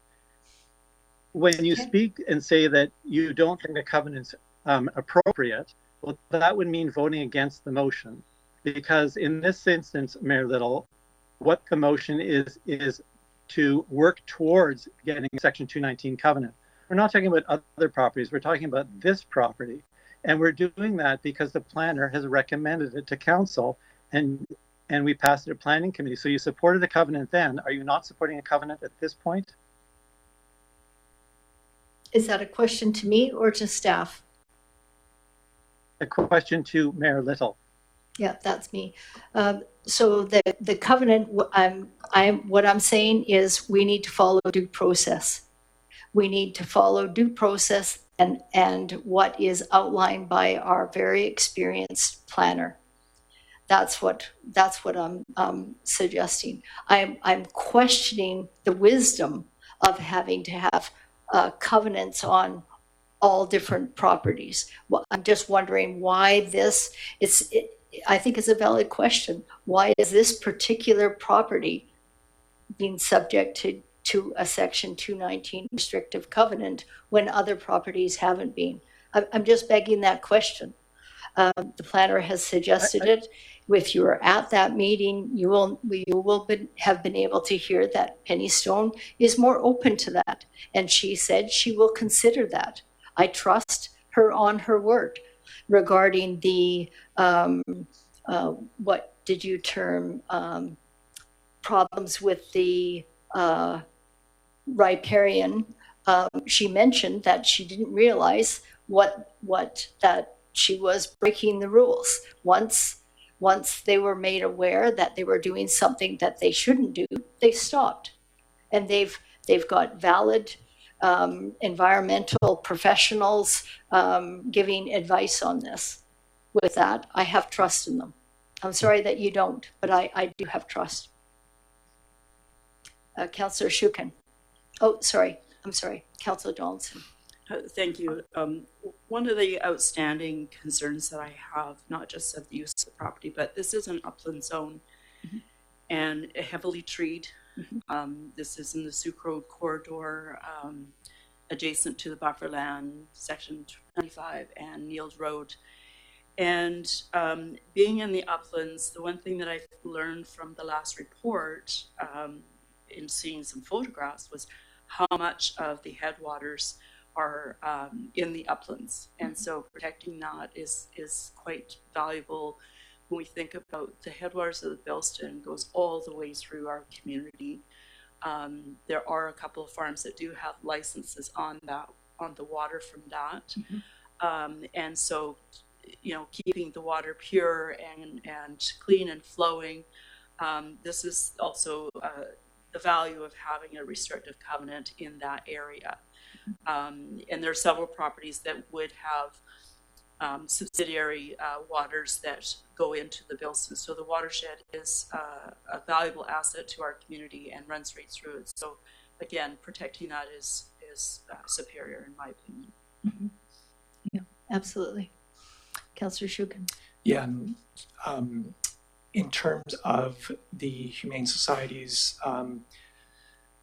actions around their fencing and the stream crossings, just to pull a quote from the planners, or the report from the QEP, it says the QEP reports that required remediation of previous unpermitted stream crossings has now been completed in accordance with the Water Sustainability Act, and no further remediation upstream crossings is required. So I thought Councillor Gray's comments at the other day were actually really aggressive in terms of terming things illegal. And I'm glad the planner or Ms. Johnson didn't take the bait and threw it back to the report itself. The one thing I would just say, though, is if anybody at this table wants to be that pointed and point out unauthorized uses on sites that come before us for rezoning, say, that they're consistent and that they take a look at maybe unauthorized uses that might be in place on some of those other things. So I hope that is a precedent that might be set, especially for certain individuals at this table. And again, I ask folks to look around if they want to have an understanding of the impacts going on in that area. Look around, look broadly at some of the neighbors to this particular property. Mm-hmm. So I'll leave it at that. But the one thing, I take your point, Mayor Little, why the Humane Society is being targeted, like, I don't know, the emphasis on a covenant for this particular property owner. We have a number of permissive tax exemption, organizations looking for permissive tax exemptions coming up in the next discussion. I'm going to support, I'll tip my hat right now, I'm going to support the status quo. But I do want to point out a few things. The Victoria Motorcycle Club, there's no covenant on that property as I understand it. Metchosin Hall Society, I'm betting there isn't a protective covenant there. The YMCA, there's no protective covenant there. The Boys and Girls Club, there is no protective covenant with that organization. BC Parks Foundation on Hummingbird Hill, as I understand it, there is no protective covenant there either. So I'm a little confused as to why the Humane Society is being singled out, but again, they've indicated, I saw them there, indicated a willingness to enter some discussions. So yeah, I'll leave it at that. Yeah, good point. I think it's Councillor Donaldson has pointed out in the past about we should treat everybody fairly and evenly. And perhaps if this is the route we're going to go down, perhaps with the Victoria Motorcycle Club, with the Hall Society, Boys and Girls Club, all of them, maybe they should all have protective covenants on their properties. That's probably not practical and it might be expensive, but I think that needs to be considered if we hold one group and one property to this. And I take your point, Councillor Shukin, look around and that area and see what is happening on some of the properties in the area in terms of not abiding by provincial legislations, cutting trees that they shouldn't have, destroying the canopy. So I take your point and thank you for that. Okay, I'm going to call the question. Oh, go ahead. Mayor Little. Yeah, for a third time. Go ahead. Well, I think something's been said that it's worth just covering a few points. One point is that the reason why the planner is suggesting a covenant here, it's quite well detailed in her report to us, is to uphold our official community plan.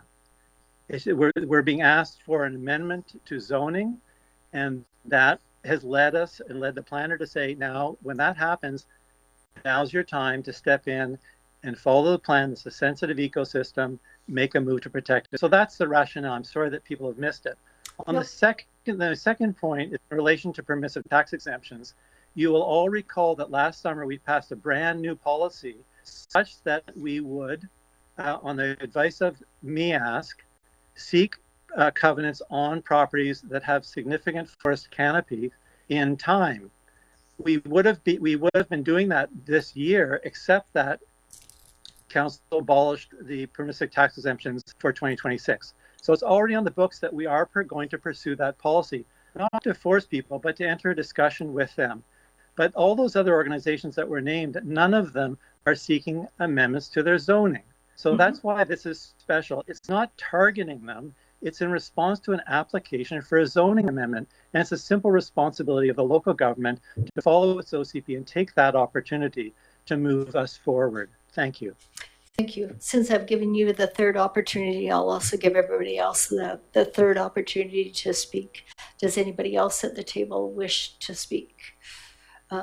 provide more commentary. Go ahead, Councillor Donaldson. I just want to clarify, and hopefully everybody in the room has followed this. We're talking about a zoning amendment, not a PTE. That was, the PTE was a previous discussion that is not to be mixed up with this. I think that's very important here. We'll discuss the permissive tax exemptions later this evening. We're discussing this zoning application.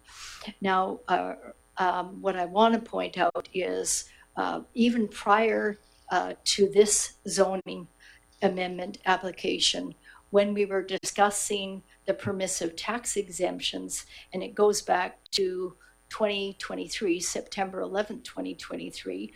And when Penny Stone came to council to talk about permissive tax exemptions, it was at that time that Penny Stone was approached by members of our community asking for a covenant. And at that time, she was asked to give up part of her property in exchange for, I don't know what in exchange for.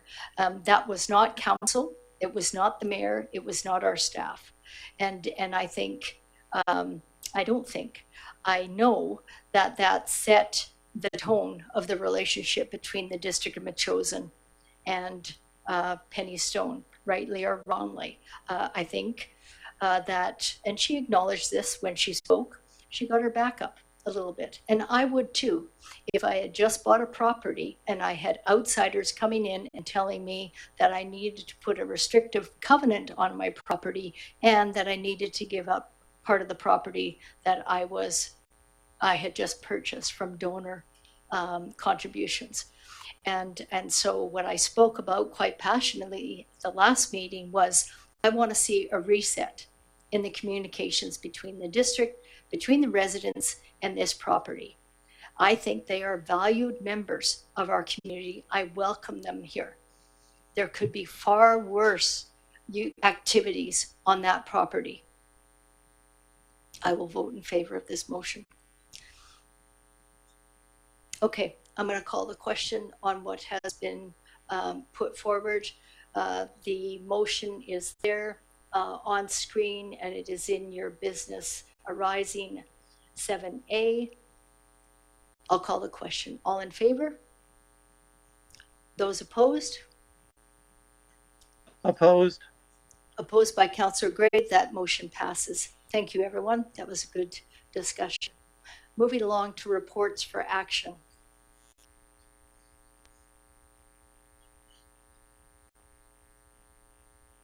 Reports for action. We have a request for a development variance permit, 1010 Matheson Lake Park Drive. We have a report here, and who's going to take that? Councillor Shukin. Thank you very much, Mayor Little. Again, the variance request is for a setback of 24 meters, just slightly over that, from 50 meters, which is in our bylaw. And that is the only thing there. The building is the size of the secondary suite as required by the land use bylaw.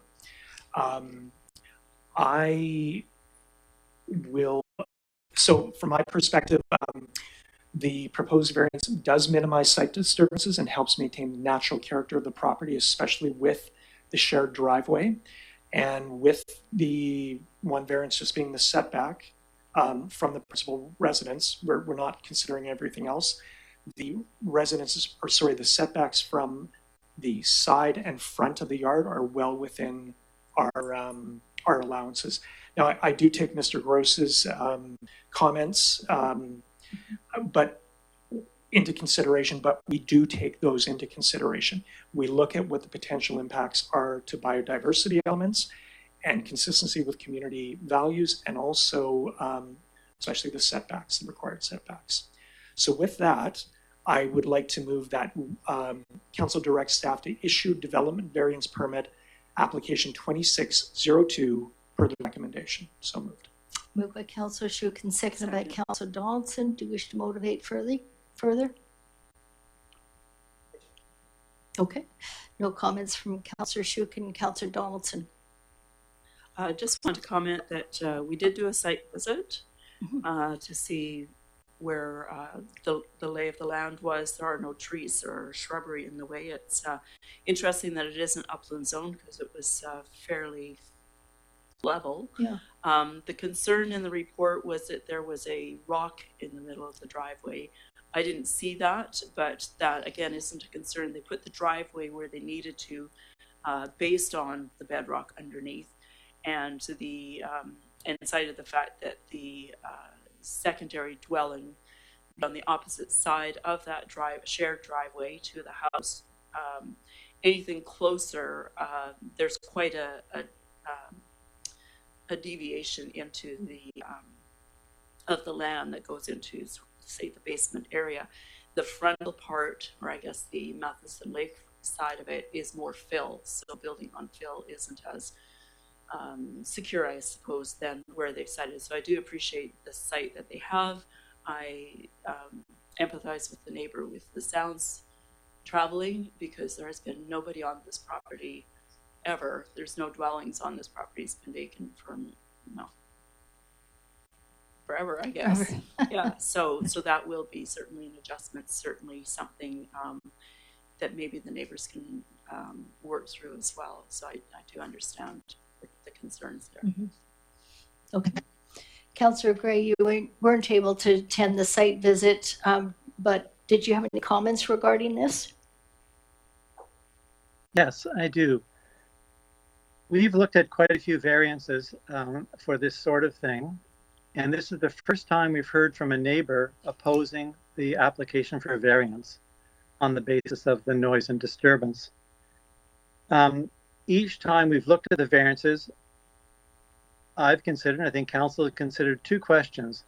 One was, would it disturb the neighbors as much or more than the principal residence? And two was, what about the driveway? A single driveway with no opportunity for a new driveway, which might encourage subdivision interest in future times. So of the two tests, this one seems to fail on the first test, the disturbance of the neighbors. And I'm also concerned with the issue of Mr. Gross, when he spoke, said he received the referral on Friday before the meeting today on Monday. So I'm wondering about the other neighbors. And I'm curious if we, maybe I'm pitched to the planning chair, Councillor Shukin, should we be deferring this until we hear concretely from all of the neighbors who have been sent referrals? Councillor Shukin, we can also ask staff. Mr. Payette, as I understand it, we did receive replies from anybody else that received the letter. Ms. Barnes or CAO Payette? I don't really have a response other than if there's a date on the letter to respond by, maybe. I don't remember seeing the letter, but we could look that up. Okay. Quickly.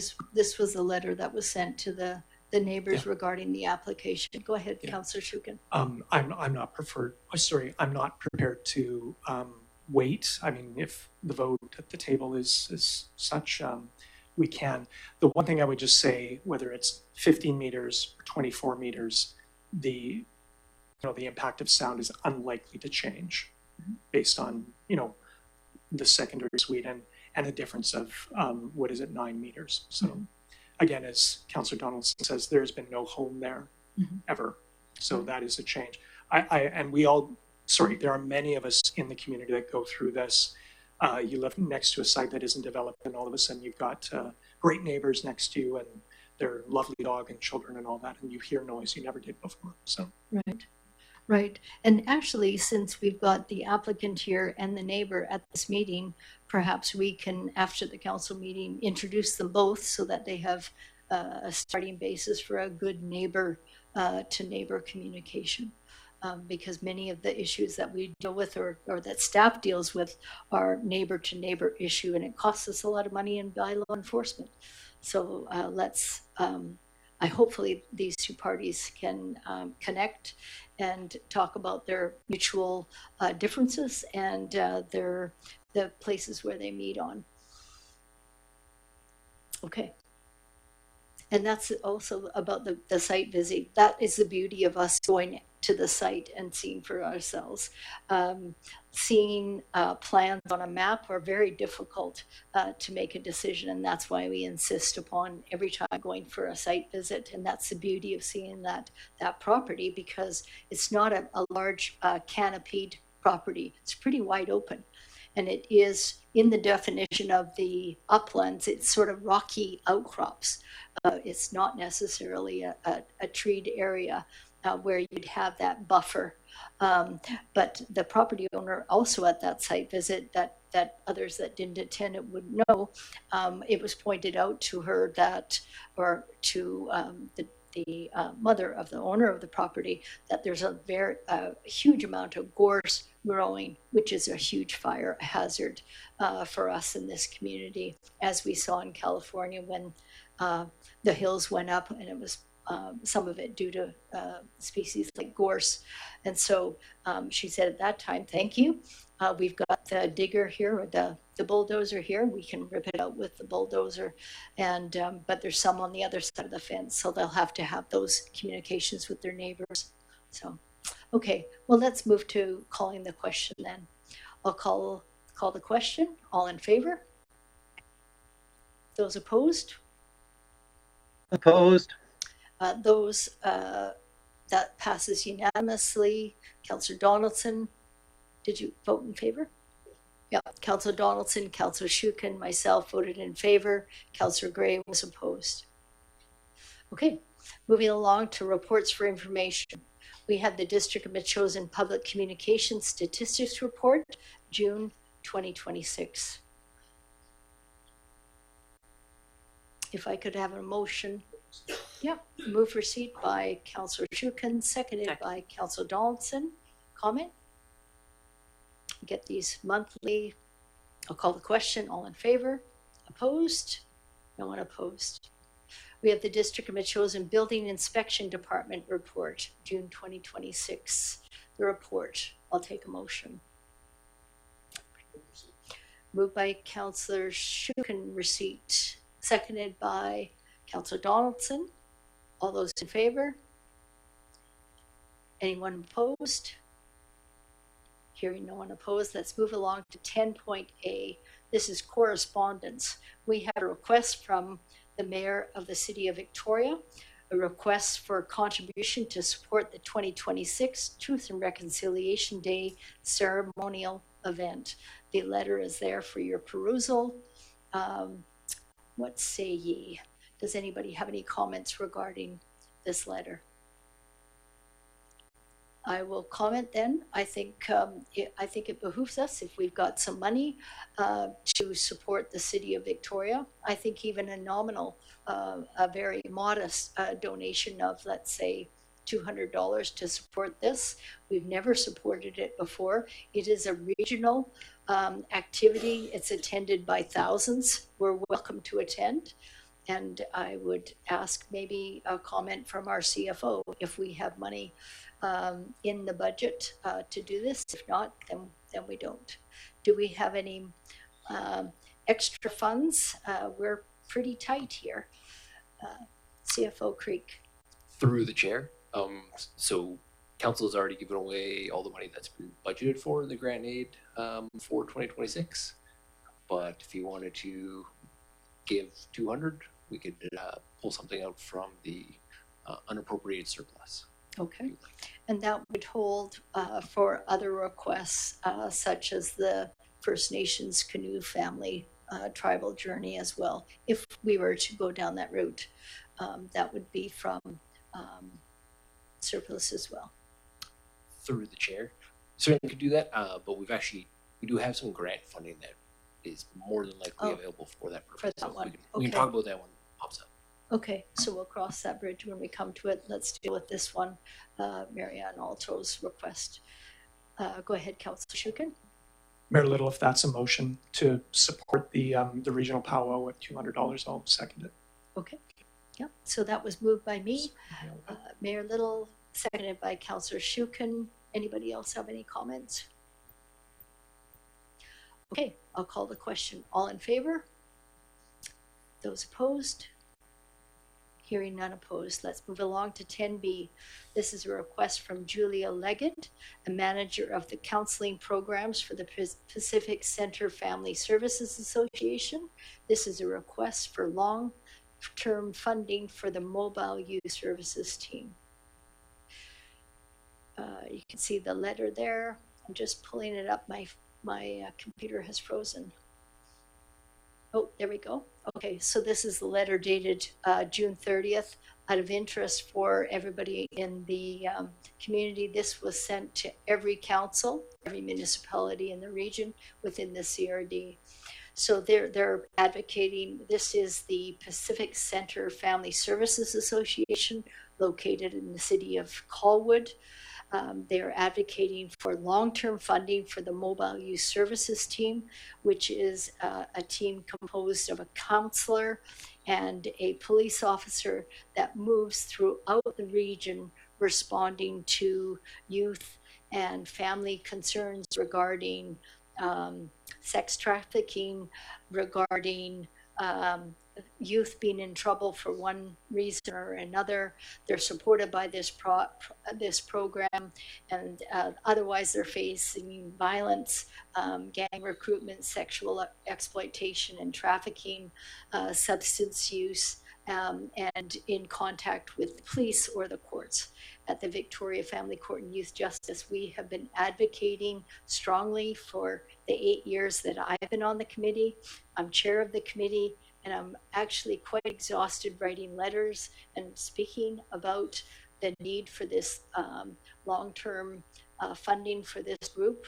As you'll mention at this table, we did hear from Superintendent Todd Preston that he had changed the model, which was very unfortunate, without notice to us, without engagement, without any kind of consultation. We heard about it after the fact, that the West Shore was no longer going to be a part of the a part of that mobile youth services team, which was very disappointing to me, and I'm hoping that will change in the future.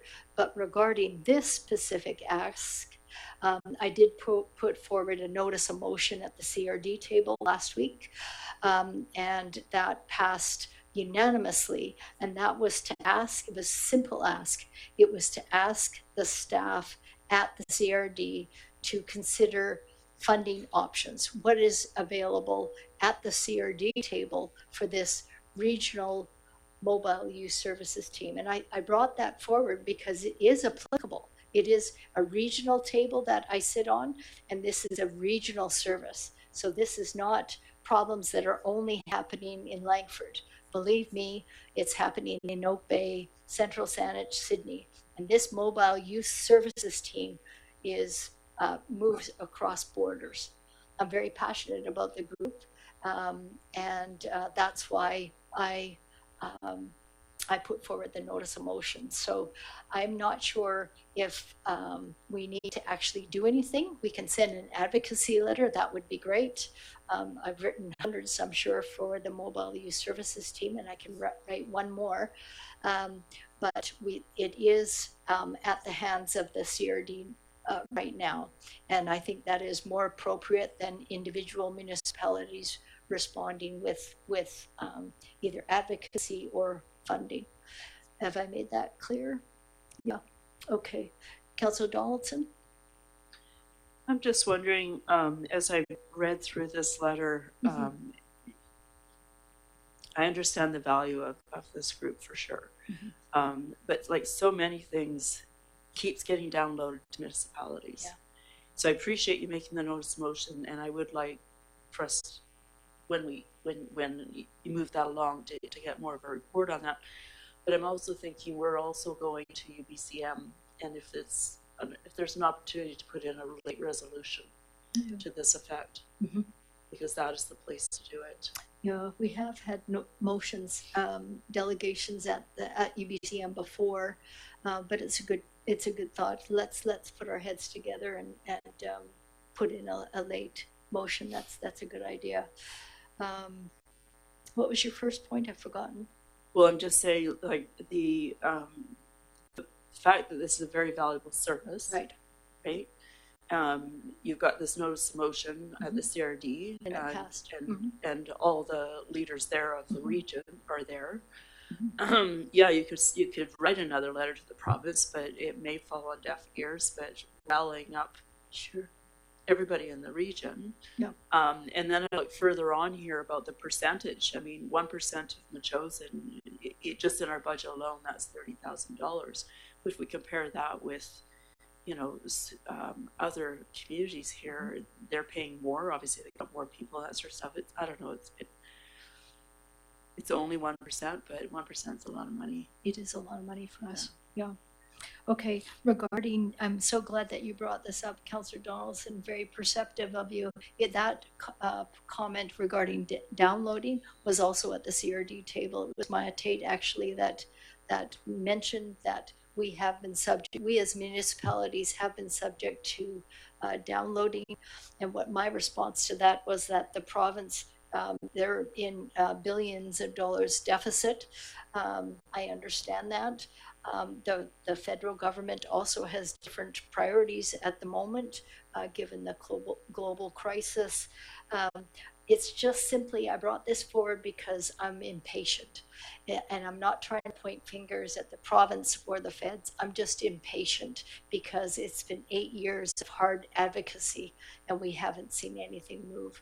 And so that's why I brought it to the CRD table. And it passed unanimously, by the way, despite the reservations from the District of Souk and the City of Colwood. It was a unanimous decision to ask staff to go back and look at funding options. Okay, so I think what we should do, if you don't mind my direction, is move receipt of this letter. Would that be palatable at the table? Okay, go ahead. Councillor Donaldson, would you like to do that? Yeah, I would suggest that we move receipt on this this correspondence. Okay, moved by Councillor Donaldson, seconded by Councillor Shukin. Any comments? Call the question. All in favor? Opposed? That's unanimous. Okay, great. Moving right along to other correspondence. This is correspondence in 10C from Kevin Murdoch, the Mayor of Oak Bay. This is a request for advocacy letter for continued local government climate action program, LGCAP funding. And this is the correspondence. Certainly a great idea. Does anybody want to comment on this or make a motion? Let's put the motion on the table. Councillor Shukin. I believe that we had talked about writing our own letter, and happy to assist you with that, Mayor Little. And yeah, I very much agree with the principles. And I think it was a letter that we got from Saanich previously. Yeah, so, that's right. Okay. That's right. Yeah. Okay. Okay. But that, I think that motion is already in place, so I can make a motion to receive. Yeah. Sure. And yes, we did have that motion previously. I'm just looking to staff to comment on that. And the letter is in draft form, our own letter, right? Yeah. Okay. Yep. Written hundreds of letters, and I appreciate your support and help, Councillor Shukin. Okay. So move receipt from Councillor Shukin, seconded by Councillor Donaldson. All in favor? Opposed? Carried. We have 10C, correspondence from Stacey Charles, Shiano First Nation Canoe Family, Partnership Support for Tribal Journey 2026 event. We did support them a couple of years ago. They went to the CRD last year. They're not asking the CRD. They've come back to us for a request. Anybody at the table want to move this forward? Councillor Shukin, go ahead, and then we'll talk. Go ahead, Yeah, put it on sure. the table. I wonder if we might find a way of contributing $1,000 to the to this event. That is what we provided a few years ago. If there is a grant, which Councillor Donaldson had mentioned, I don't know what is available in the grant. Yeah, that's what was indicated by the CFO. We can ask him to comment. So let's put the motion on the floor. Moved by Councillor Shukin to support the tribal journey by $1,000, seconded by Councillor Donaldson. Do you want to further motivate? No. Councillor Donaldson? I would like to include comments from our colleague, Councillor Gray. He had some correspondence he was sharing with us earlier about grants or something like that. I can't remember. Yeah. Let's move to the CFO, and then we'll move okay. to Councillor Sure. Councillor Gray. CFO Creek, regarding the grant that might be, this might fall under that category. Through the chair. So the district received funding in 2024 and 2025 for Indigenous engagement and reconciliation. It seems like it would likely fall under that scope. It would certainly help with the grant reporting if one or more council members wanted to also attend this. But we'd certainly have more than enough in there to give them $1,000. Okay. Councillor Gray? Yes, I'll be attending the event. My suggestion was that we had received some money under a grant as this affiliation. I wonder if we could just be reminded on the total amount of that grant. We haven't spent any of it, as far as I'm aware. That recent grant, So- I don't believe we spent any. I'm just going to return to our CFO Creek. Can you comment on that? Through the chair, correct. We haven't spent any of it, and right now we've got $96,000. Now the fire chief is going to be using some of that funds in order to build out the EOC program, and that requires the cooperation of Beecher Bay, Shianu, and so that will take up tens of thousands as they build out that report and hire the consultants, etc. So I wouldn't give it all for this particular program, but there's certainly enough funding in there. Yeah. So what I'm hearing, we can within the grant framework, we can definitely afford to give $1,000 for this tribal journey as well. Okay, I will be attending as well. I did attend the Shadow First Nations tribal journey last year and potlatch. Very, very interesting event, and hope to be invited to the potlatch again this year. But the tribal journey was definitely an really interesting event to witness. I'll be attending as well, and I'll encourage others to. Okay. Mayor Little? Yes. Mayor Little? Yes, I'm here. I'm intending to volunteer at the event, and I would certainly support the donation of $1,000. And then I would hope that we would then look to other things that we might support with Shianu Nation with the much remaining fund, as we heard from the CFO and our fire chief activity. So I look forward to expending those dollars in support of our dear neighbors. Yes, indeed. Go ahead, Councillor Shukin. I wonder if we could ask Mr. Creek if there is a timeline, or sorry, time limit in terms of spending this particular grant. Through the chair. So we've already gotten an extension, as the 2024 funds were supposed to be spent by the start of 2026. That didn't happen. The previous fire chief was working with them to try and arrange something. But we should have it spent by 2027. But if that doesn't occur, for sure they'll give us another extension anyway for another year on top of that to 2028. But. Okay. Just clearly, this is probably something the next council should give some consideration to. It's In terms of putting it in the budget, you mean? In terms of how we work with Chanu to spend the money effectively, and yeah. So, And as I understand, perhaps staff can comment. The EOC emergency management. They are working on an emergency management plan in collaboration with Shianu First Nation, and they're developing those, and quite a bit of the funds will be directed towards that. Is that not correct? Yeah. Okay. That's great. So we do, even though we can't see it, there are those channels of collaboration and supporting each other. Great. Just, two ideas I might throw out if there are funds. shoreline protection might be something to look at, Okay. shoreline assessments, but also invasive removals as well, whether there's a way of funding that, both at Chianu and here as well. So, Yeah. Okay. Okay. Good conversation. I'm going to call the question on that. That is 10D, Stacy Charles, Shannon First Nation Canoe Family Partnership Support for the Tribal Journey 2026. I'll call the question. All in favor? Those opposed? None opposed. Okay, let's move along to how far along are we here? You know what? I'm just going to take a 90-second break. Yeah, everybody stretch their legs and come back in less than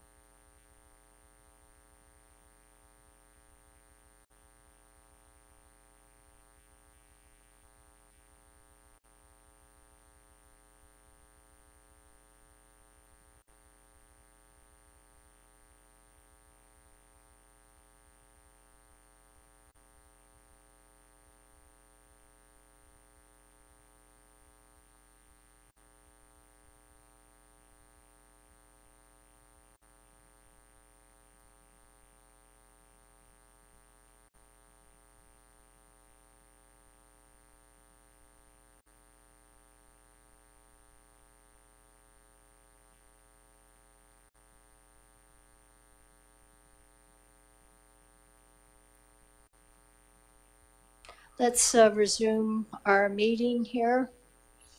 Any of the conversations, perhaps you can move out to the parking lot for further discussions, and we'll resume our council meeting. Thank you. Okay, moving along to item number 11, bylaws. This is the park dedication, Bufferland Bylaw 2026, number 721. This is bylaw number 721 at third reading. Councillor Shukin, do you want to start off? Or Councillor Donaldson? Yes, I'd like to move that council adopt park dedication buffer land bylaw to 2026, number 721. This is moved by Councillor Donaldson, seconded by Councillor Shukin. For those in the room, it's displayed up on the screen here. Councillor Donaldson, do you wish to motivate further? I just want to thank all of the people that have been involved in this process, starting with the Bufferland Working Group. Actually, may have been started before that, but they formalized the recommendations for staff. Staff have done a great deal of work on it as well. I think we've had 2 different planners working through this process, and now we have an energetic group of friends of the Bufferland doing invasive work and looking at the future of managing or protecting, in their way of their neighborhood, the Bufferland. And here we are this evening for the third reading of the Bufferland having a new zone. And I would defer the next bit of history perhaps to my colleague, Councillor Shukin, as to how it came to be to have this place called the Bufferland. Mm-hmm. Yeah, thank you. That would be helpful because people in the room and others haven't been paying attention probably for the full length of this. This has been a long drawn out process over the last 4 years, so I'd appreciate a brief synopsis. Yeah. Yeah. Well, just let me begin by saying, wow, and thanks. This has been, 4 years in the making, and I remember having a conversation even before the term began, talking about the responsibility that the community has to the residents living in the Neil Road area because of the vote that was taken in 2017 that involved the land swap, because it does have the potential of bringing in these Section 25, 28, and 95 into Metchosin in terms of ownership, but it also did lead to the impacts that those neighbors are feeling in terms of the development of Centre Mountain. This is a big step toward that, but there's a lot of work ahead of us as well. And as Councillor Donaldson was saying, we have a great group of energetic volunteers who are going to help the council of the day think through some of the issues and put forward ideas, and also do some of the legwork on this as well. So again, we've been through, the very first thing that triggered this way back in early 2023 was news of the stormwater, or the covenant that would allow a stormwater detention pond on the Bufferland. And it was, I think, from that we decided to get mobilized and do a working group on the Bufferland, which began, I think it was in early 2024. We did our report on time in October of 2024, and again, went through some, swirl in the usual bureaucracy of getting this moving along. Mr. Payette was very helpful at moving again this to a good conclusion by bringing in a contract planner when our current planner was busy with the housing amendments that were done and as needed to be done by the province. So here we are, and if it goes without saying, I'm going to vote in favor. So thanks, everyone. Okay. Any other comments or concerns? Yeah, Councillor Gray here. I just want to enthusiastically support the motion. Thanks to everyone who's worked so hard on this. Yeah, and my excuse me, my congratulations to both Councillor Shukin and Councillor Donaldson who took this up. It wasn't in your portfolio originally. It was in the environment portfolio, but you took it on as your own. There was great, excuse me, great public engagement, great outreach to the community, and this is a wonderful outcome for the bufferland? Okay, I'll call the question. All in favor? Those opposed? No one opposed. That's unanimous. Congratulations, Council. Next, we have the General Tax Exemption Bylaw 2026, number 723. This is a report followed by a number of different schedules, A to J. There are recommendations here. I think what we'll do is we'll go to the report first. Hear that. I've got some general comments after that, and we've got a number of different options tonight, including deferral to a September 21st meeting if needed, if council needs more information to make that evidence-based decision that we've been talking about for the last 4 years. So with that, I'll turn to our CFO, Jeffrey Creek. Go ahead, Mr. Creek.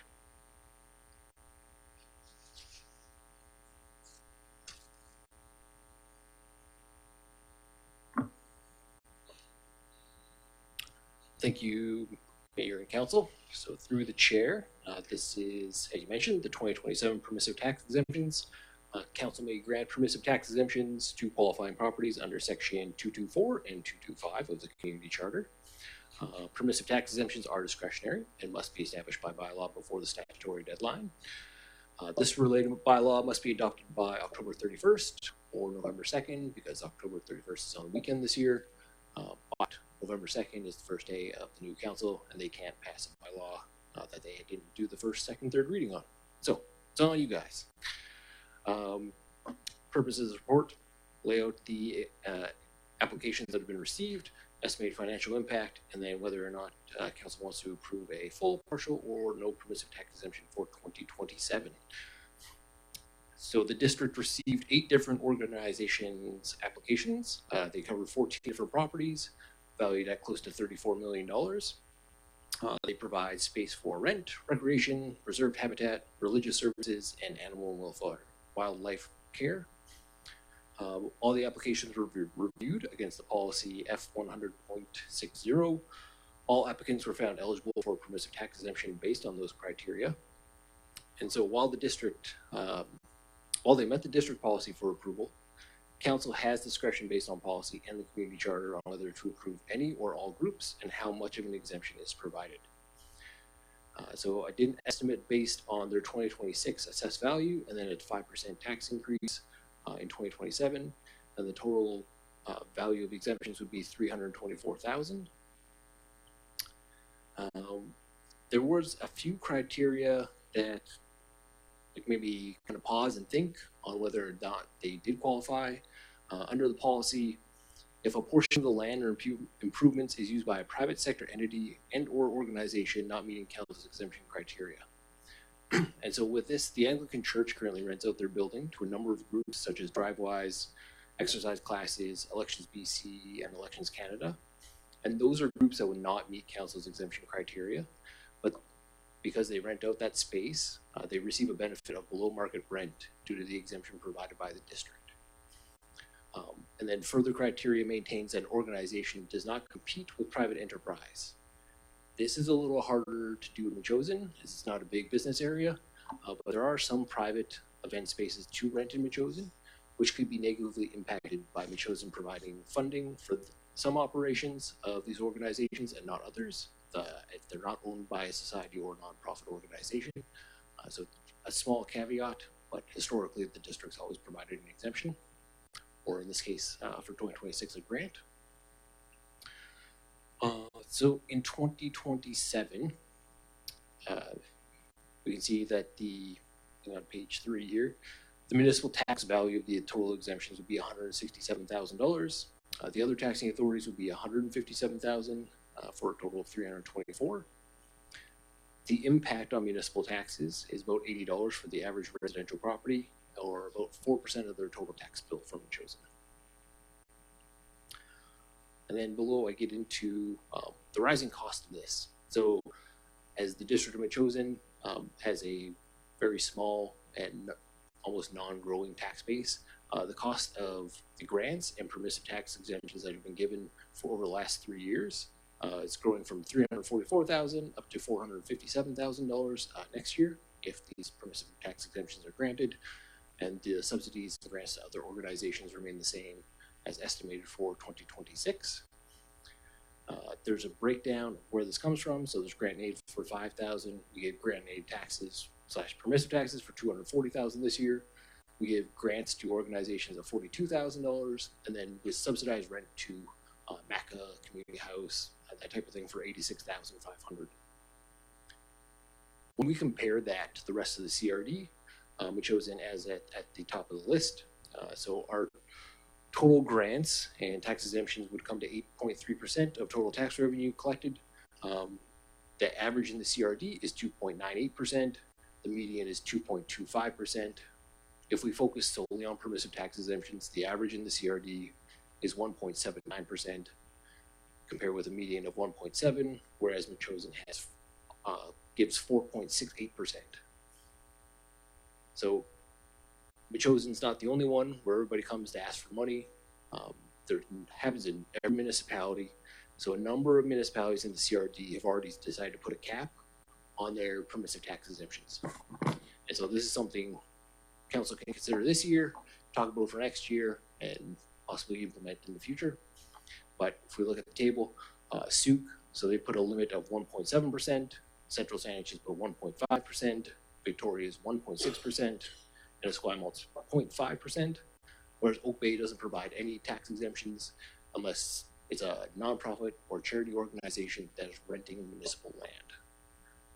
And then there's a few more on the island and the mainland itself, but it is, if Metchosin were to limit your exemptions to the same as Souk at 1.7%, like the highest on the island here, or in the CRD, total value would be knocked down to $90,900, or 55% of the total estimated tax exemptions for 2027, which would save residential property owners about $38 on the taxes, along with savings from the other taxing authorities like West Shore Parks and Rec, BC Transit, Victoria Library, etc. So the process and timeline here. So we've received all the applications, we reviewed it, coming to here for council's direction on what they want to do. We do have to put out a public notice under section 227. We have to advertise in the paper for 2 consecutive weeks. And so there's a possibility that this can all be wrapped up on September 21st, but ideally no later than October 5th to avoid calling a special meeting before the election on October 17th. So staff is coming and asking for a few options here, whether to provide full exemptions to all properties that applied, full exemptions to some groups, and partial exemptions to others that generate income from ineligible groups, set a funding limit on the permissive tax exemptions, i.e. 2% of total tax revenue, or don't provide any exemptions.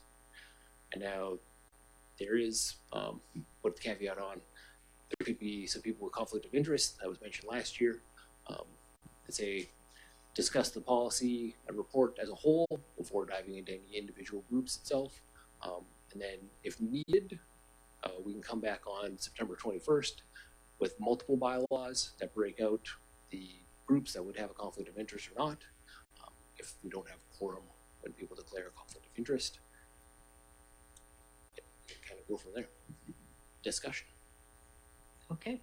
I think what we'll do is we'll, excuse me, entertain questions and concerns, and then we'll move to other aspects. So questions and concerns. Who wants to discuss it? I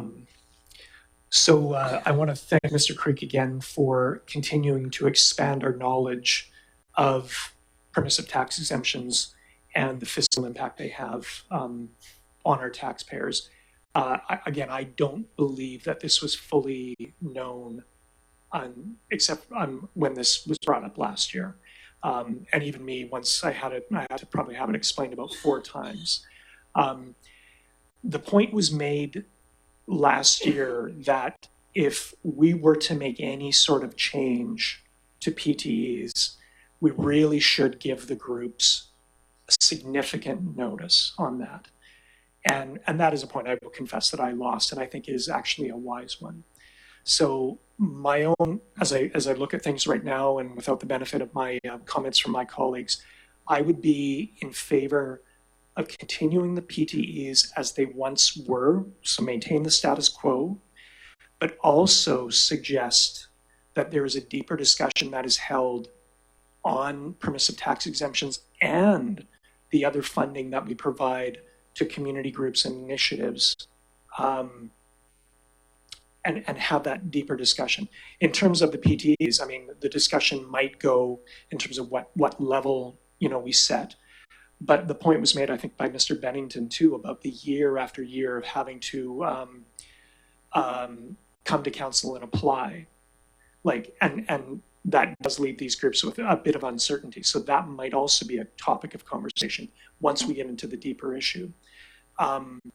So again, I'm interested in hearing what my colleagues have to say. My suggested approach would be to maintain the status quo with PTEs, but also discuss PTEs and the other funding that we provide to community groups sometime in the new year. And this would be under the new council as well. So there's some comments that our staff can make regarding our statutory obligations and what we are confined to do with permissive tax exemptions. I'm going to turn to our CFO, Creek. Could you comment on some of those and some of the other concerns of Councillor Schubin? Certainly, thank you. Through the chair. So I guess going back to the original idea there of having to apply every year to get this exemption. So before we put in the policy in 2025, right? The policy in Metchosin was a page and a half, and there was no application, right? People just wrote in a letter, said, please give us an exemption where we do X, and then they got it. It was always on an annual basis. It was never, you've got this forever, right? A municipality can't give a tax exemption forever to anybody. There's a limit of 10 years, right? So I haven't seen anybody that does give an exemption for 10 years. Most of it, some people have done it where we'll give it for 4 years, right? Line up with the council term, don't lock in the next people. And that's certainly something we can do come 2027. New council shows up, it's like, hey, it's like church always gets it, the hall always gets it, YMCA always gets it. Put it in, lock it in for 4 years, this is what you're gonna get. Then they know. Now we'll provide the certainty. I don't really know where the idea that we never, like there was no application process before, right? So people just assume that they would always get it. Some kind of handshake agreement that was made that, hey, don't worry about it, we'll never challenge you on it.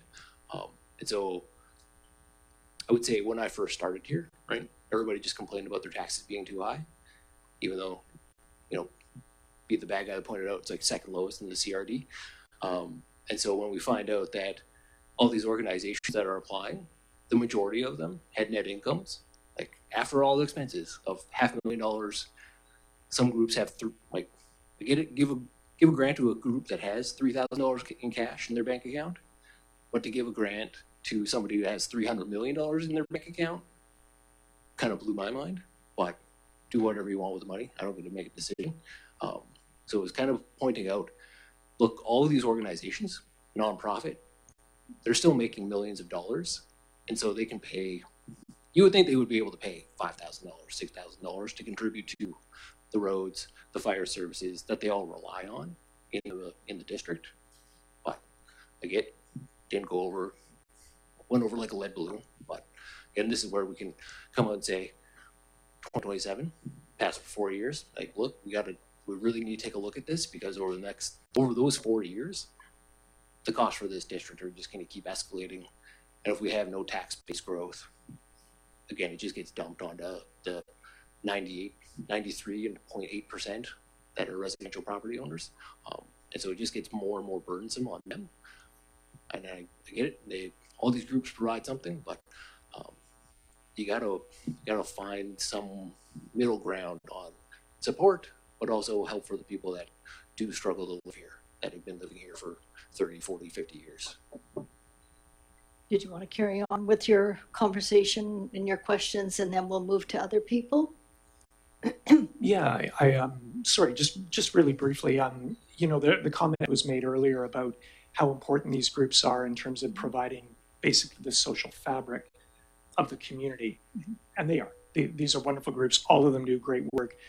But we also have to take into account MACA, Museum Society, the Community Association, the Equestrian. So all of these groups, there's a cricket group that plays out in the field there.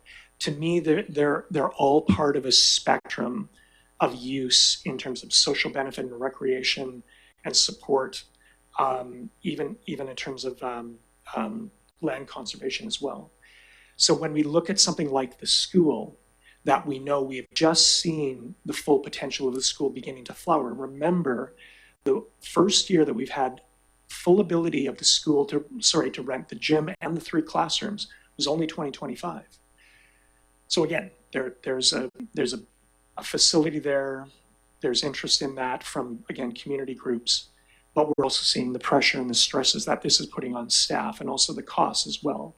So to me, that is part of the full spectrum of, again, support that we provide to community organizations and initiatives. And I think you've identified that, Mr. Creek. I think you've said that, the additional figure is equivalent to 8.32 of all the taxes we collect, like all of it together.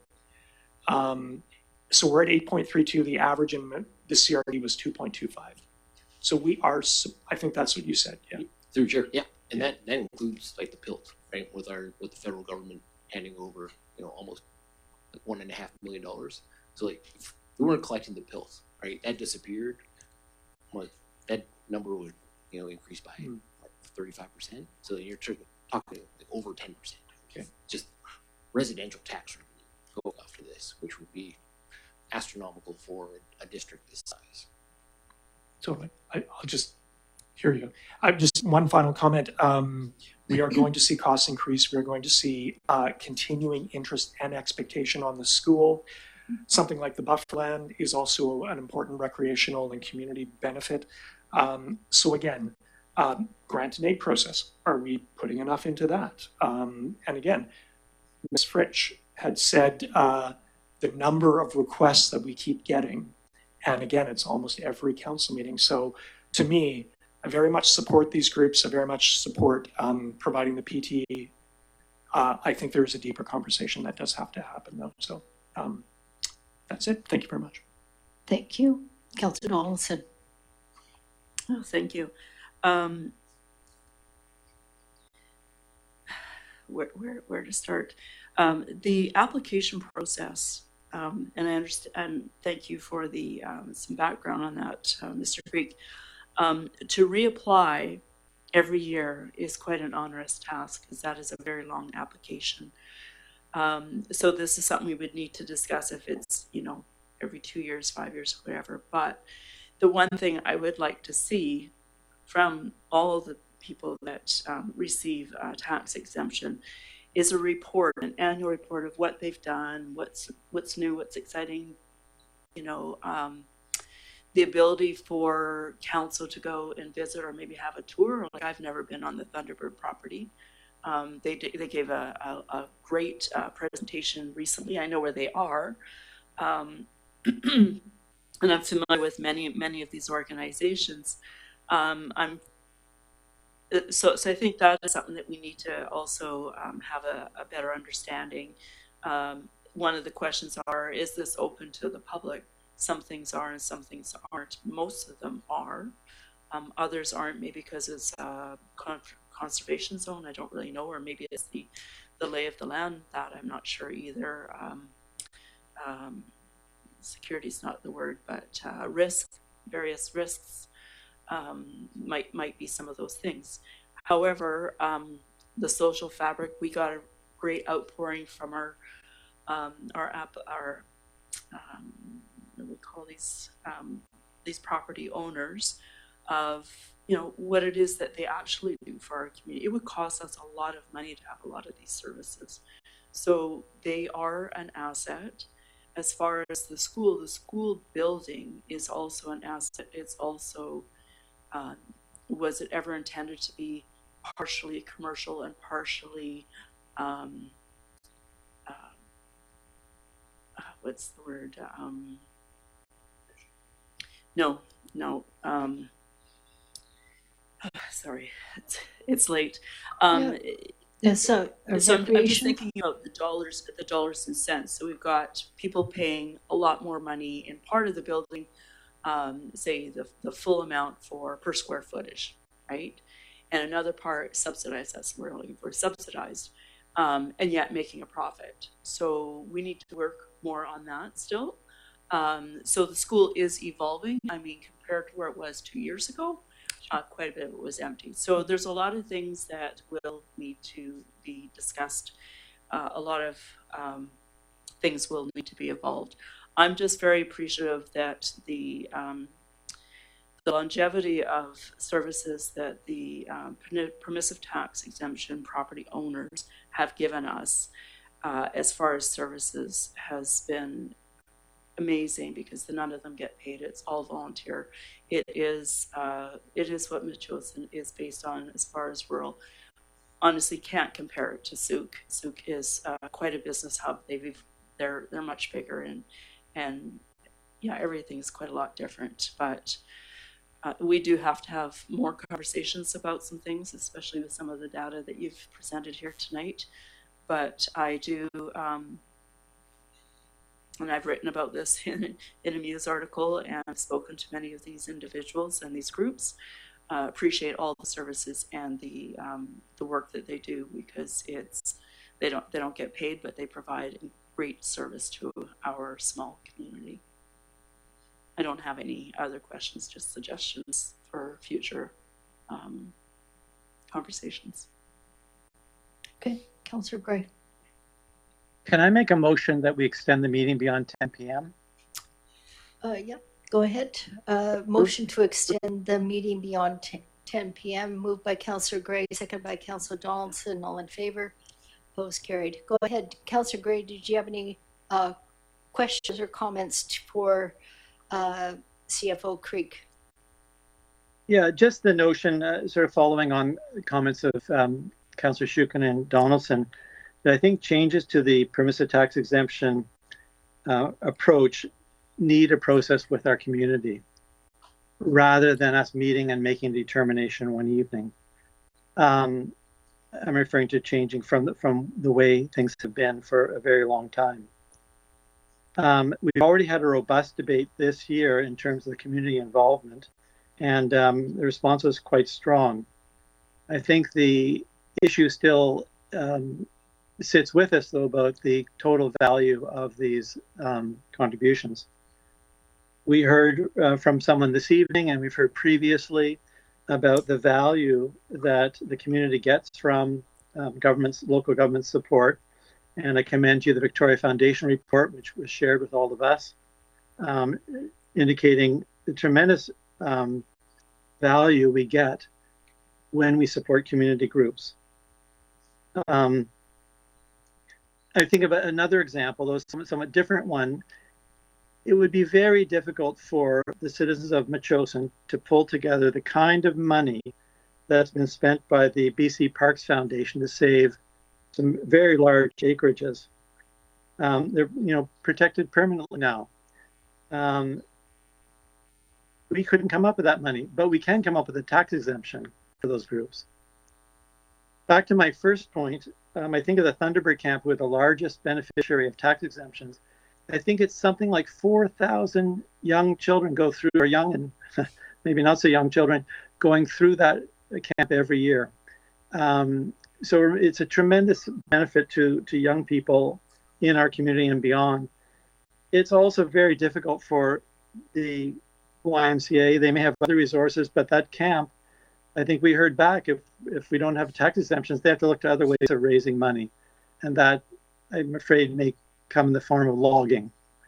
And yet that property is part of our tax exemption, from my point of view, is part of our contribution to the C Green and Blue Belt.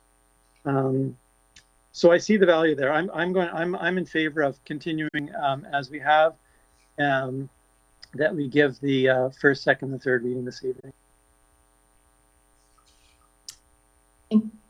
Thank you. And I'd like to thank Mr. Creek for not only this report that provided valuable information for council, but also the past the past reports that you've provided. I have a number of comments, but I thought I wanted to ask questions to Mr. Creek regarding our current financial picture as well as our picture after 2030. And I think that should frame our discussion. And at our budget meetings this year, there was quite impassioned speeches regarding being that other members of government, provincial, federal, are moving into austerity measures, that we also have to be really careful with our dollars. And we had conversations about what I considered pretty small tuppence, but was voted down by this council because we were worried about our fiscal constraint. Here, we're giving very generously, and it's not our money. We're giving generously on behalf of the citizens of Metchosin.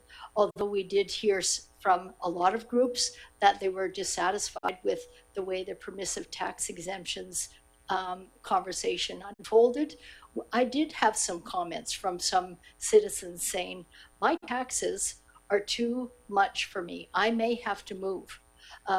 I think that some of these groups that have millions of dollars in their coffers and they're asked to pay $7,000 a year or $4,900 in terms of the BC Parks Foundation, they do provide benefit, and I'm not questioning the benefit that all these groups give.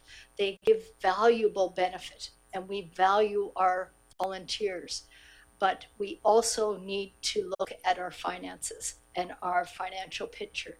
And while Mr. Creek is thinking about his comments regarding my questions, I want to just remind everybody that this wasn't a sudden decision in the last year. Questions and concerns regarding the permissive tax exemptions for nonprofit societies at the District of Metchosin was first raised by council members at this table at the September 11th, 2023 meeting. So that was, we were not even in office 1 year, and questions were raised. That was raised by Councillor Gray at that September 11th meeting, and that was in regards to the Victoria Motorcycle Club and his concerns regarding this club receiving a permissive tax exemption. And that's what got the ball rolling. So it's incorrect to say we've been discussing this for a year. We've been discussing the permissive tax exemptions since September 11th, 2023. 2 years later, the discussions of the permissive tax exemptions has continued. Discussions, or 3 years, discussions for the 2026 tax year began on June 2025 with a report from our CFO.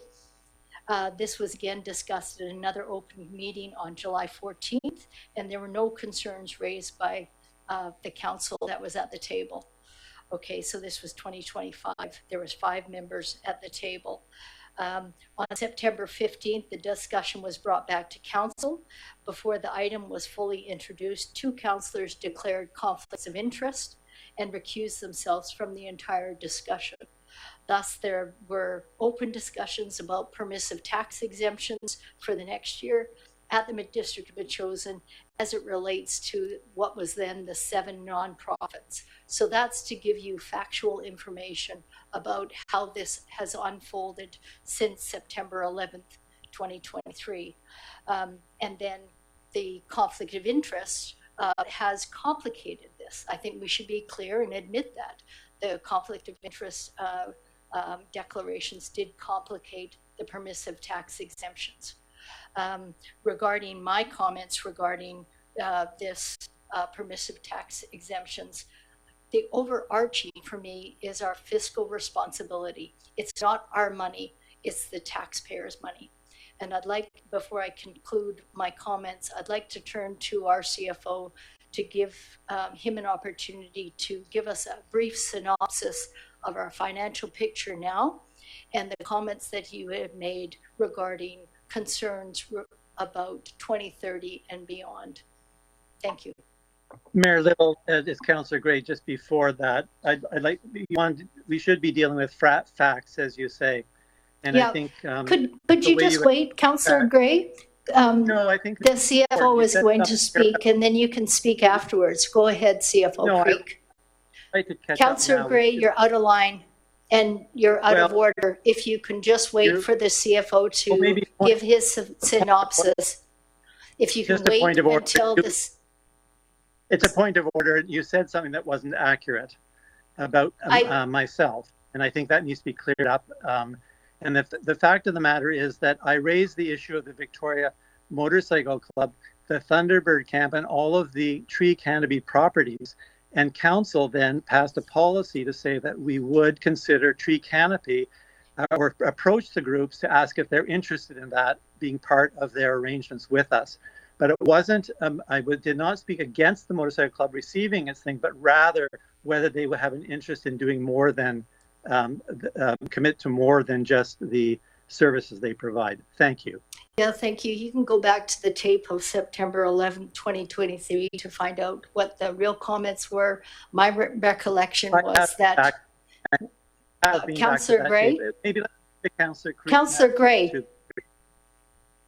my recollection is that you spoke against the Victoria Motorcycle Club. You had grave concerns about whether they should be receiving the permissive tax exemptions. We can all go back to that council meeting of September 11th and look at those comments. CFO Creek, could you give your comments, please? Through the chair, thank you. All right, so for the district of Metchosin right now, for the next 5 years, right, we've got a budgeted increase for RCMP. It's going to be about $500,000. We're going to end up using up our police reserve by the end of 2029, I believe it was, maybe 2028. So full brunt of that tax increase will be coming in. We're also going to be using up our revenue stabilization reserve with the estimated loss of our Mary Hill land in 2028. Those funds are going to be extinguished by 2030. And then after that, it's more of a what's the province going to download onto municipalities again. And so once we've used up these reserves, the tax increases are going to be fairly significant, especially over the next 6 years. It was going to be close to double-digit increases every year. And so it's something that the district really needs to consider on what are we going to do is, right, cutting expenses, increasing revenues to pay for what's coming down the line.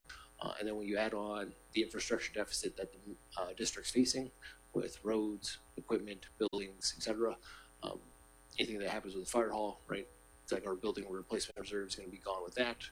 Probably a good chunk of our general capital reserve, unappropriated surplus. It's all going to be whittled down quite rapidly.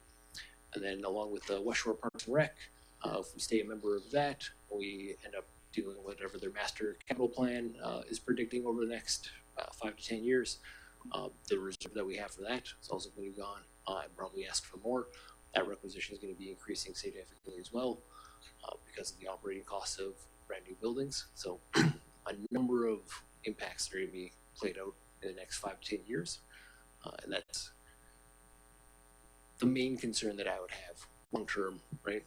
This 5-year period that we have right now, between now and 2030, we've got enough for capital projects that are currently planned, and we'll be able to cover these taxes again with fairly high tax increases as a percentage-wise, dollar-wise, comparable to the other municipalities in the CRD. But as the mayor mentioned, people are feeling the pressure, right? Like when I first got here, that's all I heard was taxes were too high. When I looked at it, comparably, they're really not. So it's really based on the people that are land rich and cash poor, right? Where they bought in a long time ago, have houses that are now worth $1 million plus, right? Average value is 1.2, but they're on a fixed income with a small pension that isn't increasing at the cost of living increases. So something to really consider on how the district is going to be funding their operations going forward. As Councillor Donaldson mentioned, these groups provide services that would cost us a significant amount. We see it in the school, right? The district right now is subsidizing 5 different event spaces in this district, right? The community house, community hall, MACA, the school, and the church, right? All 5 of those buildings rent out to different groups, right? None of them are full 100% of the time, so they're all being subsidized for partial use. And we see on the school, right, we're losing 6 figures a year, and that's because we're actually having to pay people, right? These other organizations all rely on volunteers, and that's where that great return that organizations get when you give them $1, they can turn it into, $1.70. That's based on them not paying anybody, right? Unfortunately, the district has to pay their staff to maintain operations. The school is being run on the side of a couple people's desks right now, and so we're not maximizing the use of that space, but it is very costly, and so the district does get quite a bit out of those groups, but it has, I think that good review of what's actually being done, because everything's just been piled on, but no one's taken the broad look at everything that's being done in the district and whether or not we still need to be subsidizing these places. Because, again, school was bought back in 2017, wasn't really a business plan in place in order to actually make the money. It just said, hey, we're going to break even, don't worry about it. That has not taken place. It's taken a lot of work just to get to the point where now we're only losing $150,000 a year. But with the number of spaces being rented out and the size of this district, it's something to certainly consider, as costs are just going to keep escalating, right? Our insurance goes up every year, utilities go up every year, wages go up every year, supplies, doesn't matter, right? And so, and with the limited growth in the tax base here, right? It's been less than 1% for a quarter century, right? And compared to everywhere else, where it's close to 10%, right? Langford's doing 13% a year, right? They can cover off things no problem. Councillor Donaldson was asking about, how much are we as a percentage, right? 1% is $30,000 for us. 1% for Victoria is $1 million, right? So when they wrote their letter saying we're giving $100,000 to this group, it's 0.1% of a tax increase for them, right? It's a drop in the bucket, right? For us, that's 3.5% increase to meet that. Very, very different fiscal reality that faces here, and it's something that Metchosin was lucky enough to be able to get away with in the 80s and 90s, early 2000s, when inflation wasn't that bad. You were getting a good return on the savings that you did have, but as I showed, I think it was last year when we were talking about capital and infrastructure, right? Totally switched. Inflation is way higher than what we're earning now in the bank, and so we can't just sock away $100,000 and beat inflation on any capital project. It's gone, unfortunately, and now what we're dealing with emergency replacement and that type of thing, we'll never get there with what we're earning right now in a bank or from our tax base growth. Sorry, hopefully that answers some question. Yeah, thank you. So I just want to reiterate to council, it's nothing that we've done to bring this on. The forecast for 2030 has been, that's just what has happened. And it's nothing that council has done. We've had a very good finance chair who has shepherded us through the finance meetings every year. We've been very, very conservative in how we have spent money. It's exactly what Mr. Creek is saying. Every cost is increasing. The only thing it seems like it's not increasing is the revenue coming into the district. We will be at a crisis phase in 2030. And I started talking about this, as you will remember, in early 2023, when I wanted to set up an economic sustainability committee. But that wasn't palatable by one member of the council, and we've never discussed that. We should have had this conversation regarding sustainability at the beginning, because we were told by the province in particular that they will be giving out grants, but they will not be in the future. And I could see it based on what I was hearing from the other mayors, what we're moving towards. And I knew our financial position as I was a counselor from before. Regarding the permissive tax exemptions that we're discussing tonight, no doubt all of these groups provide tremendous value and we appreciate them. But we did receive a lot of comments from people saying these groups provide value. But we received also other comments saying, I'm worried about my taxes. I have a very limited income. I'm worried if we go into the double digit, whether I'm going to be able to stay in my home. So the money that we're talking about is not our money, it's the taxpayers' money. And whether it is equitable and fair for us to ask taxpayers to contribute to a municipal tax exemption for some of the groups that have millions of dollars. For instance, the BC Parks Foundation, they do have, when we had those figures, I was very shocked how much they really do have in their assets. Not to say that they haven't done good work in retaining property and providing conservation and environmental values, absolutely. But the question that I ask myself always with these type of questions is this good for the community? Is this good for the community at large, permissive tax exemptions? And I'm hearing concerns from our chief financial officer that the long-term picture for Metchosin does not look great. And so I think we need to be very, very careful with how we give out money. If we don't pass the bylaw as it sits now, nobody gets anything. And that will provide a hardship for probably not BC Parks and maybe not some of these other groups, probably not the Victoria Motorcycle Club, I'm just surmising, but for sure it will have impact on the Anglican Church, the St. Mary's Church. And I can speak to this, it's not my church, I don't attend their services, but they provide valuable benefit to the community at large. And so I'm a big supporter of them. If we do not give them the tax exemption, they are going to be in a real crunch. We have elderly gentlemen that are providing services at the old St. Mary's Church, and they've asked for new volunteers, new backs, new young men, young women that can help them with the graveyard upkeep. And they do that for free on behalf of the community. And you can see at the Spring Lilies, we get people from the mainland visiting that little church. They've asked for other younger men, younger women to help them, and they've received no support. They continue on, and quite frankly, a lot of them are dying off. What are we going to do there? We can't afford to pay for a gardener for that. They've provided that service.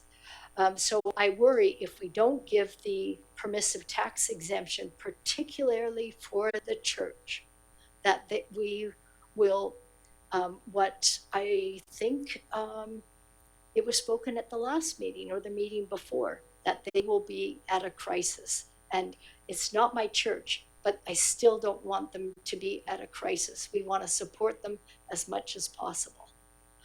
I spoke in favor of the decisions that we've made previously, and I still stand by the decisions that we made, the three of us. There was Councillor Sherry Epp, Councillor Shukin, and myself left at the table. I still think we made a good decision.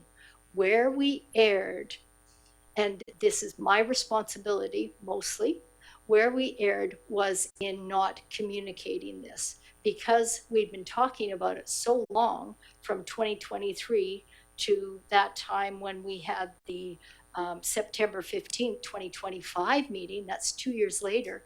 It was irrelevant in our minds, but for the community, some of them had attended meetings, some of them had not attended meetings. They weren't following it, and it looked like it was a sudden decision. It wasn't a sudden decision.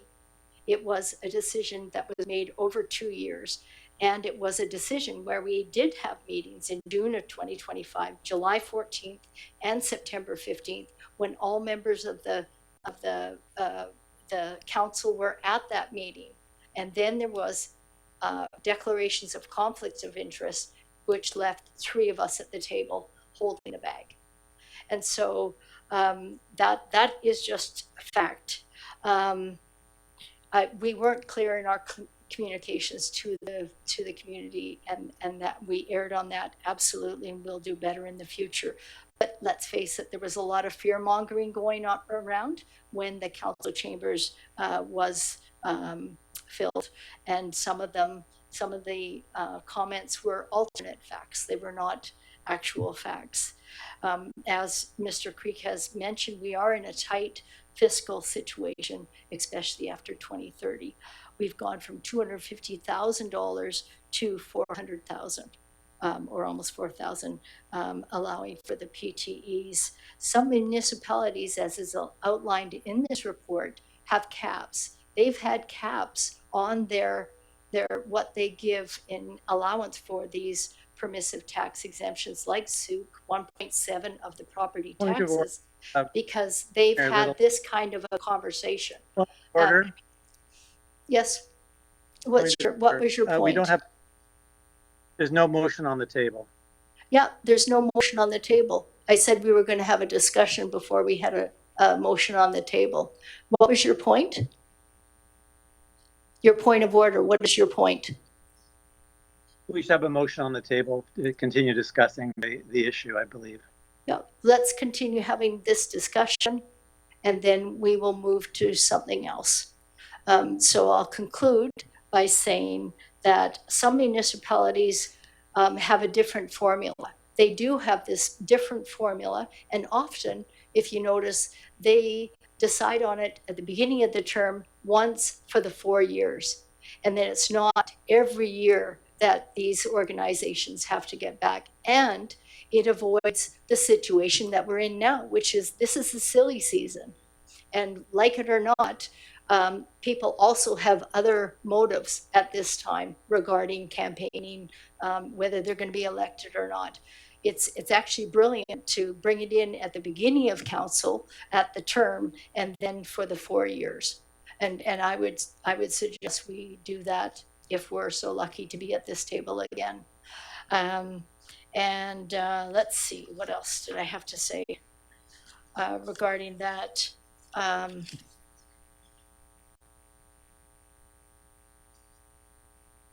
Yeah, and also we let's face it, we're in a difficult situation now with a council of 4, because if we have a 2-2 split, the motion will fail.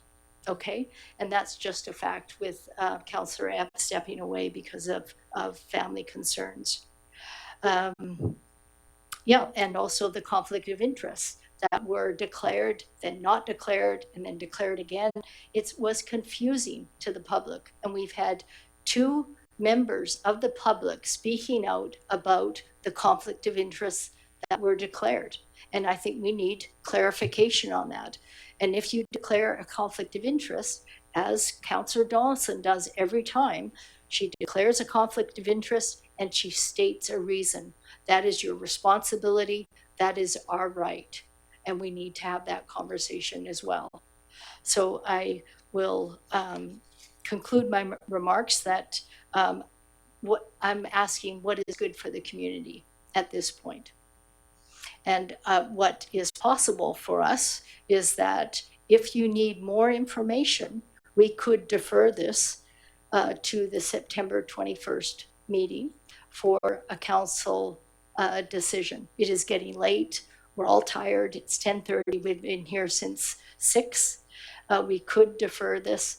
And with that, I don't know, could I get some guidance from staff regarding that? Did you want to speak? No.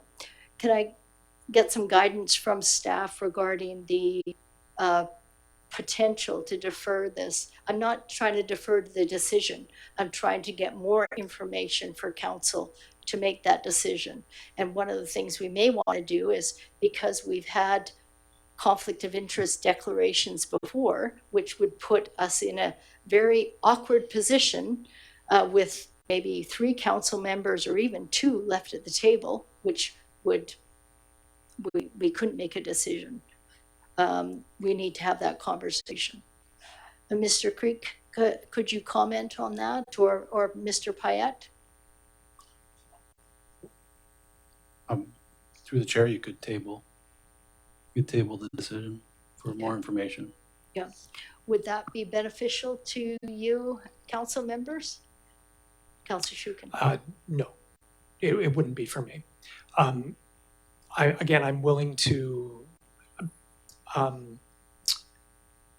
hear more, I suppose, but nothing that I've heard will change my view that the best thing to do at this particular juncture is to move ahead with the PTs in terms of the status quo, previous status quo, but open up this discussion next year in light of the full, all of the pressures that you outlined.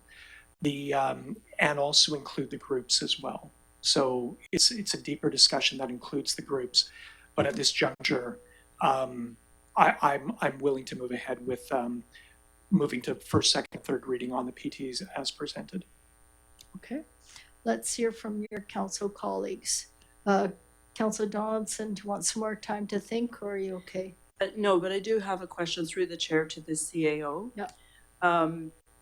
So if we were to do as what my council colleague, Mr. Shukin here, is suggesting, perhaps it's motion 1, I'm not sure. In this list, there is one organization that I would have a conflict of interest. If we were to motion that we accept all groups in the PTE, is that without debating which ones get and don't, very similar to what we do in a budget where there also might be a conflict of interest on a topic or an investment of an asset or such. So my question to you is, if we do this, if we pass all 8, is it the policy we're passing, or shall I recuse myself? I'm a bit confused on that. CEO Payette.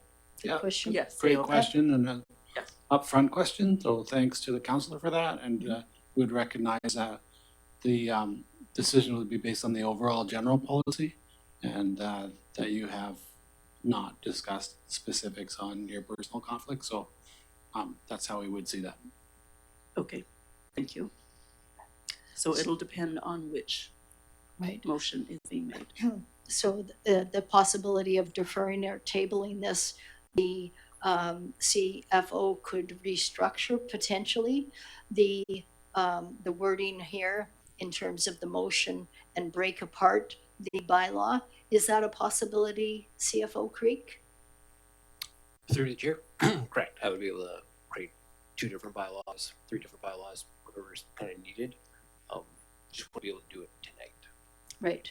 And so my comments regarding tabling this is to give respect to our colleagues that have declared a conflict of interest. That is their right, and it is their responsibility to adhere to the rules of the confidential conflict of interest guidelines. But it's her right to declare that. I'm trying to give space and oxygen for that to happen.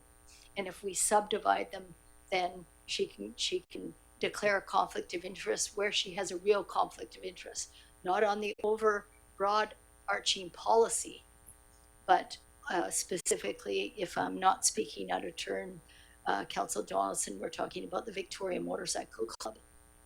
Is that right? Correct, but right now we don't even have a motion on the table, so right. It's hard for me to make this decision. That's right. Creating something else that's not written here. Sure. And that's why I'm suggesting perhaps it would be better for us to table this, give the CFO a chance to restructure this, break apart the bylaw to allow for this. Councillor Shukin. Should we pass a motion? Regarding deferral? Deferral, but also direction to Mr. Creek to segment the bylaw to avoid any conflict of interest.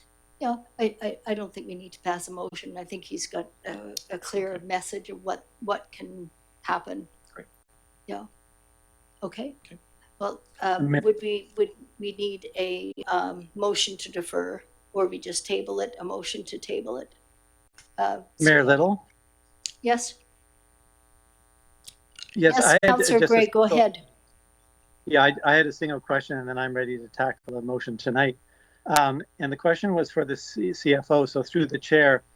Then the Victoria Humane Society, last year at about this time, a vote was held that granted them a 2026 permissive tax exemption.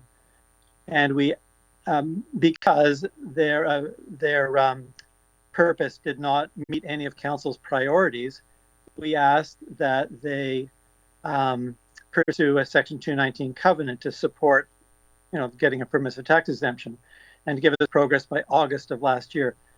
Now we've heard that the Victoria Humane Society, well, they've written us and said they don't want to consider such a thing.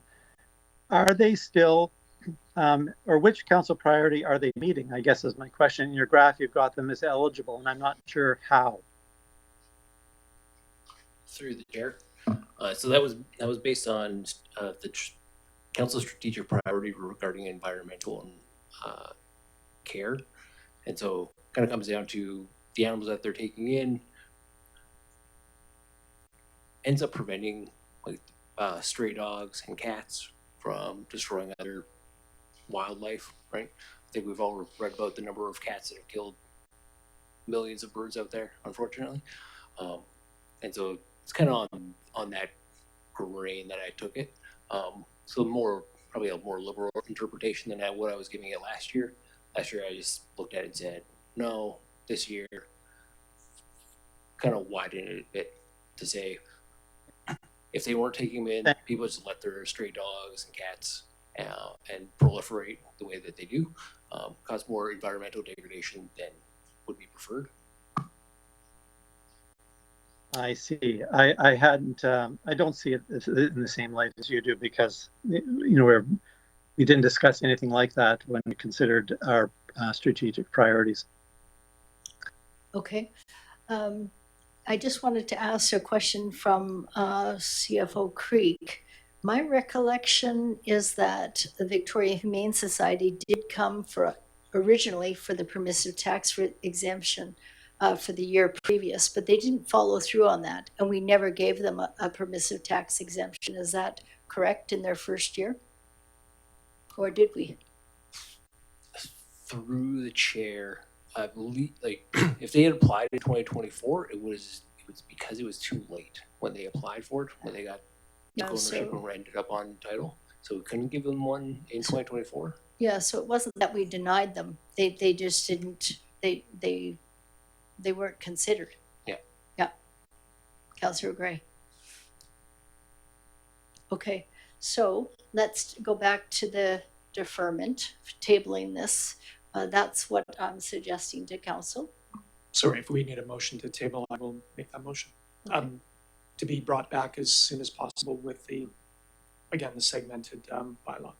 Okay, great. So that's moved by Councillor Shukin, seconded by, I'll second that motion. Yeah, okay. And then with that, we can allow other conversations to be had. Perhaps Council Donaldson can reach out to staff regarding the conflict of interest, just to make sure it's crystal clear regarding your rights and responsibilities. Council Donaldson? Okay.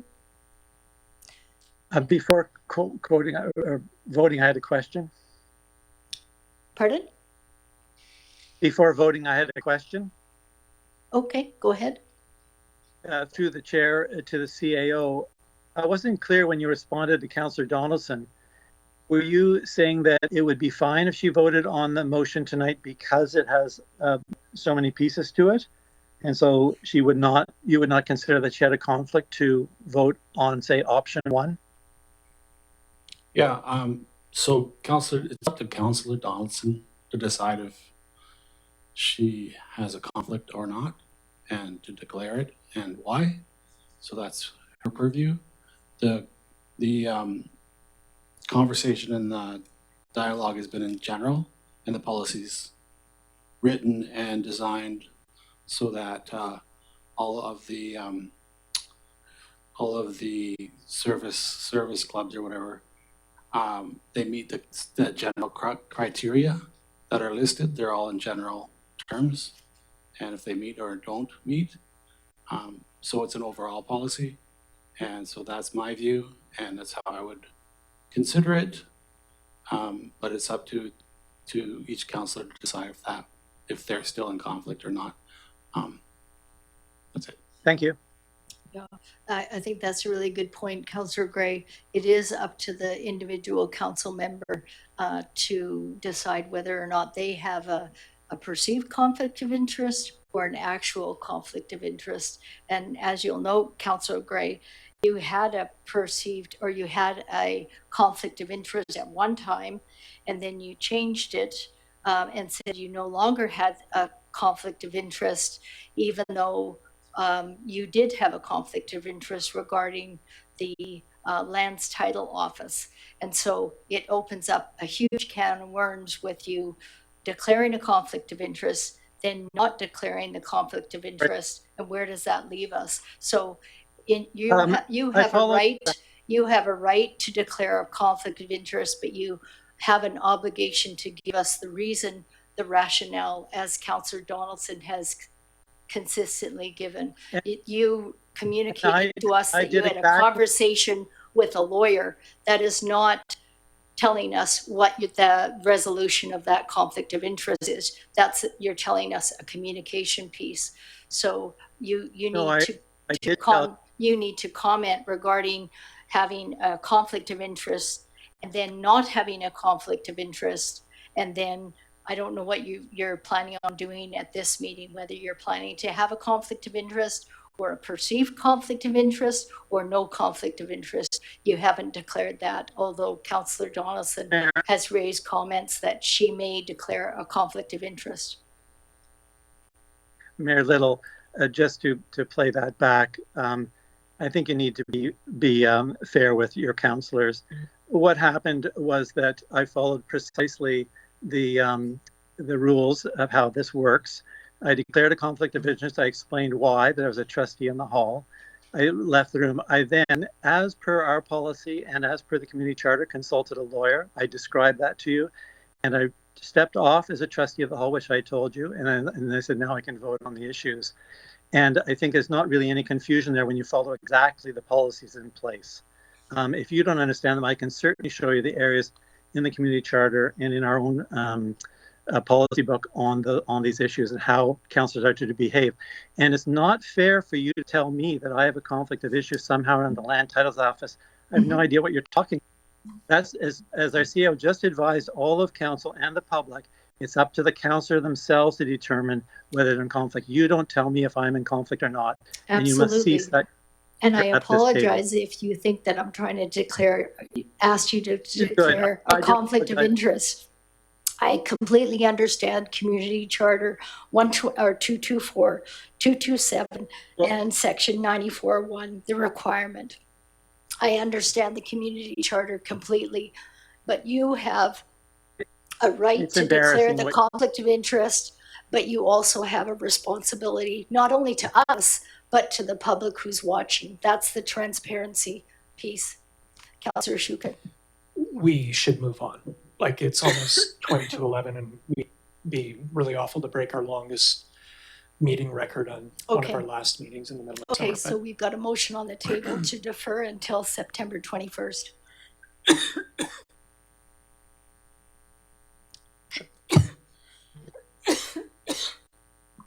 Sorry, I've got allergies.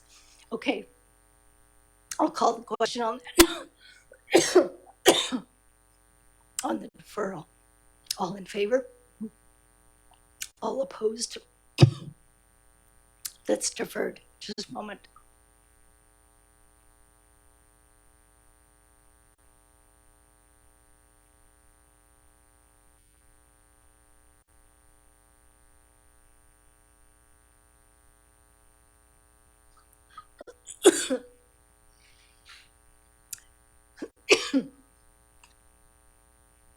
I'm going to have to take a break for 90 seconds.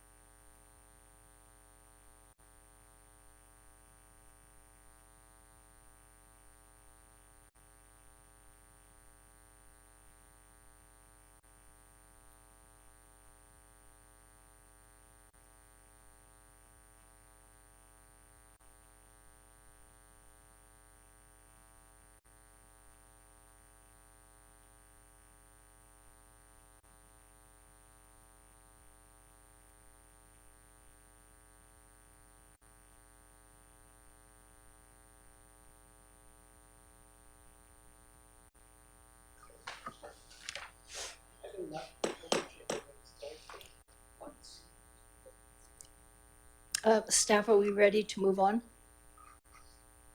Okay. I apologize for that. I've got terrible allergies regarding the pollen in the air. Okay, item number 12, other business. We've got the progress report from the fire hall technical team. Progress report. CAO Payette.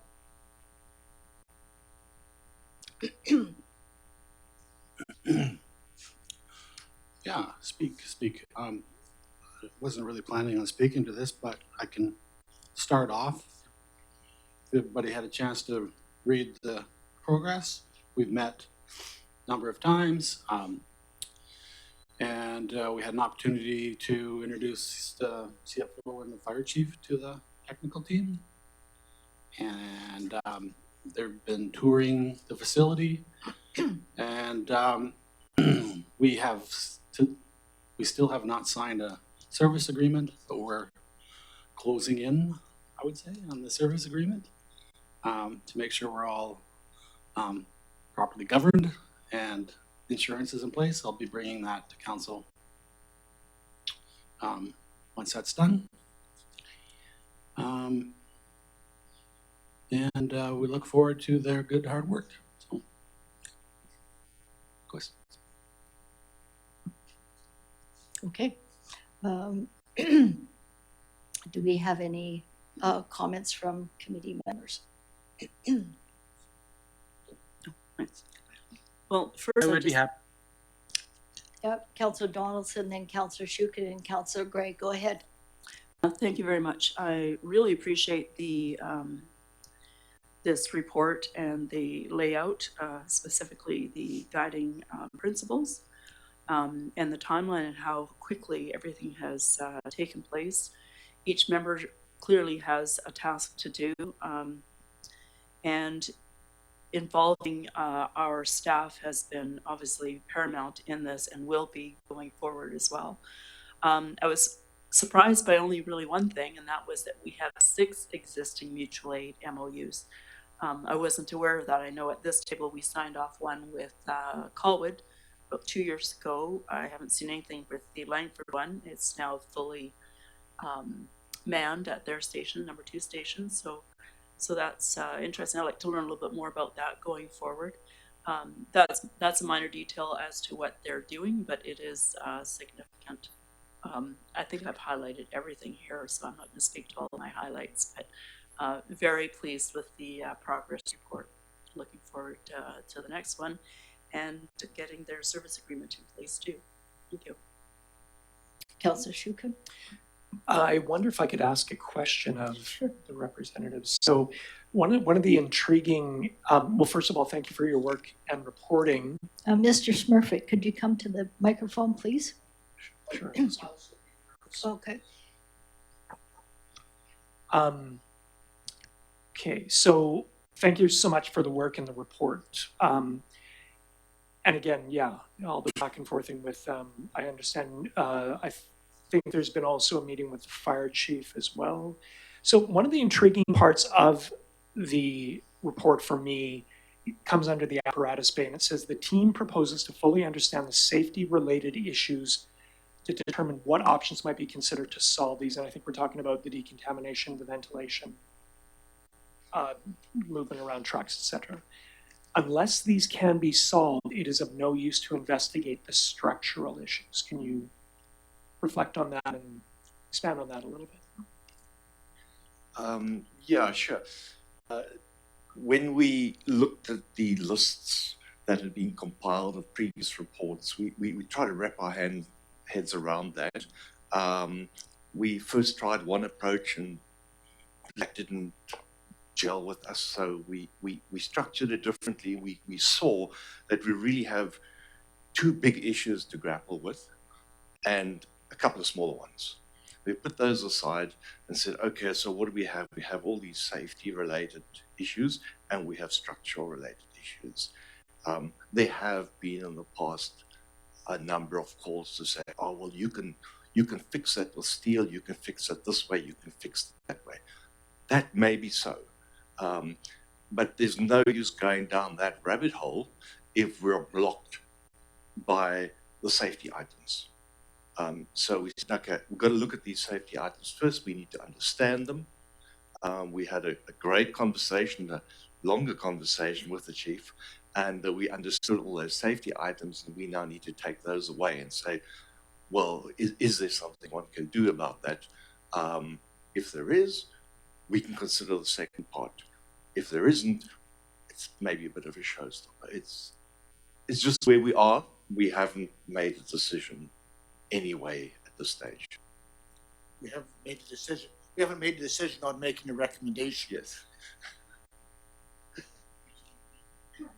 Mr. Smurfit, can you just repeat that in the microphone so our council colleague can hear?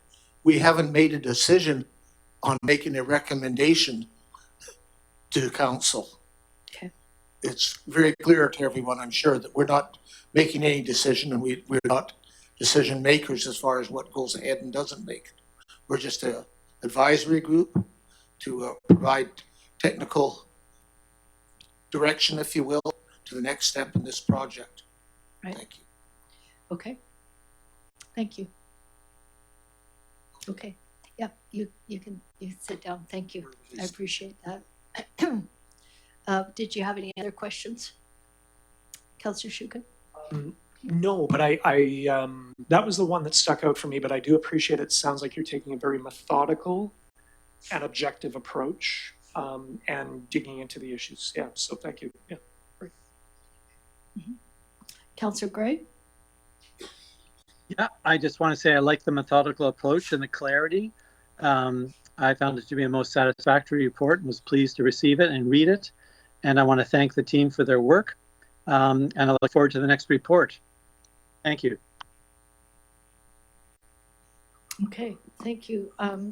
My comments, you know, I've changed my mind quite a few times back and forth after reviewing our decision to engage the technical team. And with this report, I have some concerns. For instance, it seems to me that they're re-examining space application, the apparatus issues, the fleet requirements, and the workflow. This was already done in the feasibility study provided by JDA Architects.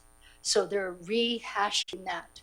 Why have we got a group of volunteers who, in their own capacity, in their former jobs, and none of these individuals have current seals of approval for engineers, why are we asking a group of volunteers to give direction, not to council, they're giving direction to our CAO. And that brings up issues to me in terms of good governance. So these meetings are behind closed doors where council is not viewing them and the public is not viewing what is being discussed at that meeting. So we're allowing a volunteer group to do things that we're not allowed to do. We have to have the public watching us. So I don't think this is good governance. And I don't think it's good for our CAO to be directed by a group of volunteers. Yes, they're not asking for a fee, but they have cost the district already. There was a week's worth of effort of the CFO, or sorry, the CFO partly, but the CAO and our legislative clerk. So that was a week's worth of work. That is time that they didn't have for other activities. So that has cost the district. They're correcting the minor discrepancies in a completed professional architectural study. I don't think that's a role for volunteers. Proposing to expand scope to all district buildings within 200 meters, school, community house, EOC, which was never part of the fire hall original mandate. Proposing to re-examine whether the apparatus bay can be retained. Skyline Engineering answered this not only once, but twice. So these are professionals that have already given written assessments, and now volunteers who had great careers and were what's the term? They were engineers with their seals of approval that they no longer hold. We're asking them to reevaluate what we've already paid for, professional opinions. And so that brings up concerns for me. We've also got an additional member of the team that we didn't hear about before. And plus, we were never allowed to vet the team with our fire hall steering committee. That came to council. We decided who was going to be on that committee. That is good governance. We gave them a terms of reference. We gave them what their scope of practice would be, and we decided who was on the committee. We didn't decide on this group. They came forward, and they added an additional member. No, Gary, I'll give you an opportunity later, okay? Yeah, I will give you an opportunity in a moment, okay, Mr. Smurfit? At the last council meeting, the council stated the next steps in the community needs assessment. That's the correct next step, okay? What a community needs assessment actually is, it's a formal, professional, delivered study. It's distinct from the feasibility study work, and it defines what the new facility must accomplish from the service delivery in terms of population growth, response standards, the service demand, the risk assessment. It's a document that the granting agencies require. And in BC, it's delivered by firms like Firewise. For instance, we heard about them in the last term, Dave Mitchell and Associates. So a lot of what they're responding to has already been completed by professionals that this council has given the authorization to pay for those. So we've got paid consultants who have given us professional reports that is now being reassessed by volunteers in our community. And I don't think that's a good use of volunteers, but also a good use of our staff time. And it's not good governance, because good governance would be allowing the Fire Hall Steering Committee to continue on in their work. What has happened is this technical team has supplanted and sort of displaced the Fire Hall Steering Committee and the committee, and they're feeling it. And they've said to us, why we were appointed to this body, why aren't we meeting to discuss this and move along in the fire hall debate? Why have we been disregarded? And we've taken up this new group, and they're reassessing some things that that have already been accomplished and completed. We have the fire hall feasibility study completed by JDA Architects. They've done fire halls throughout BC, including Central Saanich, which was completed in 2018 by this architect, which has all of the requirements that we need. It's more grandiose, yes, but it could be scaled to our community. And JDA Architects that we contracted to give us that feasibility study completed that Central Saanich Fire Hall, and we should go and look at it. Really, it addresses a lot of the issues that we have been grappling with, and I suggest we do that in short order within the next couple of weeks. Staff and council go for a visit there. To continue, the 2 seismic assessments done by Skyline Engineering, that was in 2022, 2025. The existing apparatus bay is 43% of the current code requirement. Point of order, Mayor Little. Yes. Did you have comments on the actual topic under discussion, or do you just want to cite a lot of past work? You did vote in favor of directing the CO to engage the proposed volunteer firehouse technical team, I recall. Yeah, I did.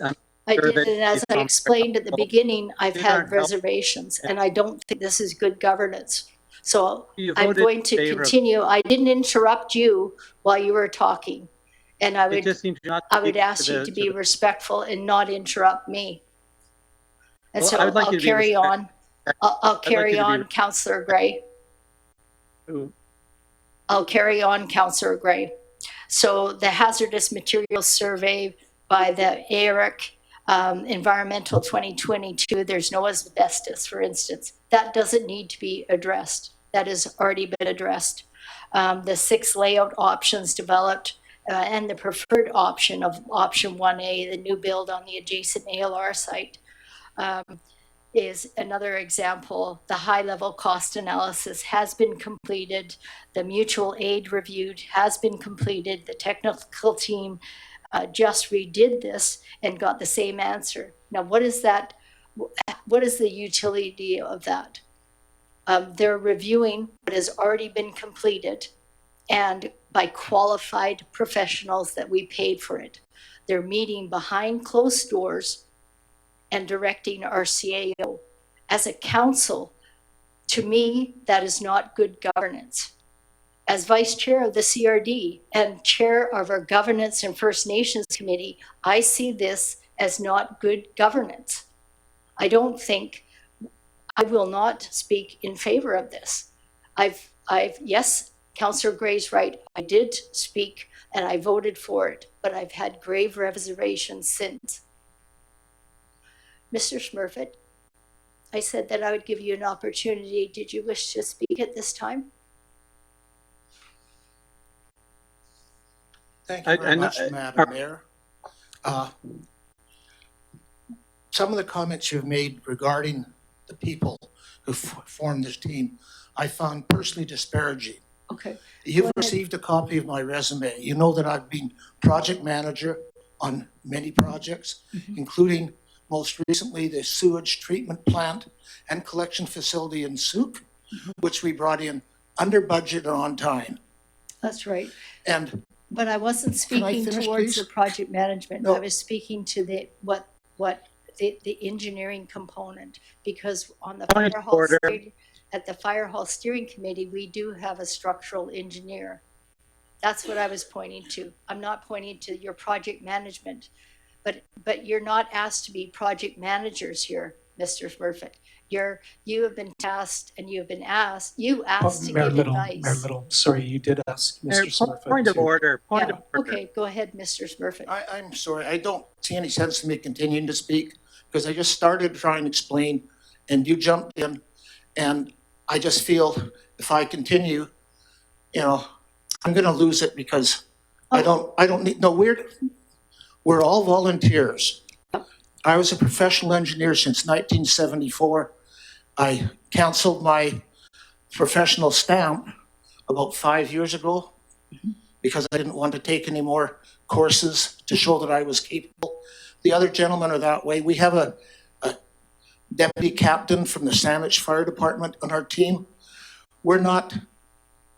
Our work is based on what we submitted to you, to this council. We presented our first report.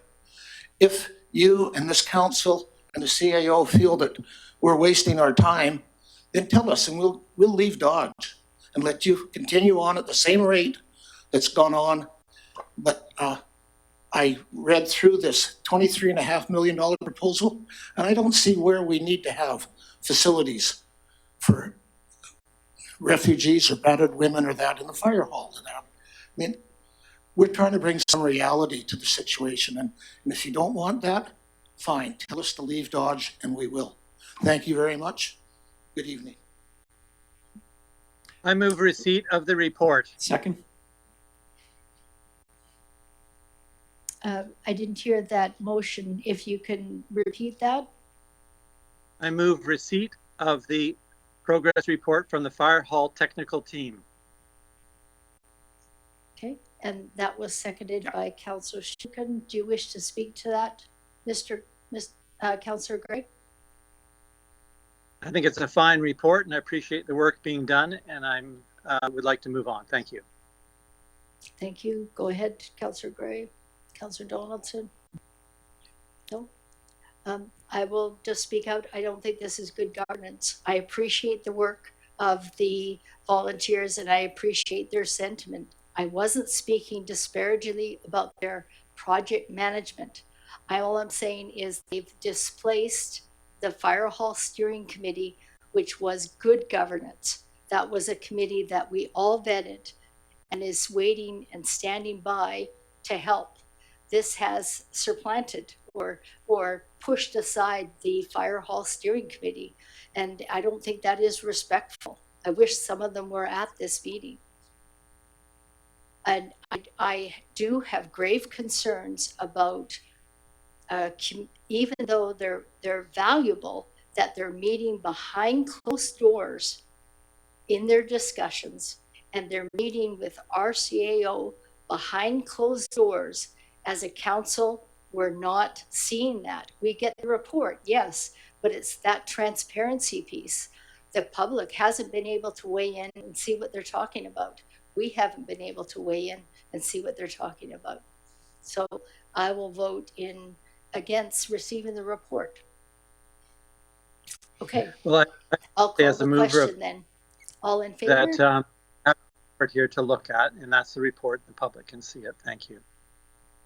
I didn't hear that, but I couldn't understand. Let's call the question. All in favor of receipt? Councillor Shuken, Councillor Donaldson. Anybody else? and I'm voting against it. Councillor Gray, are you voting in favor or against? As the mover of the motion, I'm voting in favor. In favor, so that motion passes. Okay, thank you. Okay, moving back to our council agenda. Go ahead. Moved by Councillor Shukin to adjourn, seconded by Councillor Donaldson. All in favor? Opposed? Carried. Thank you.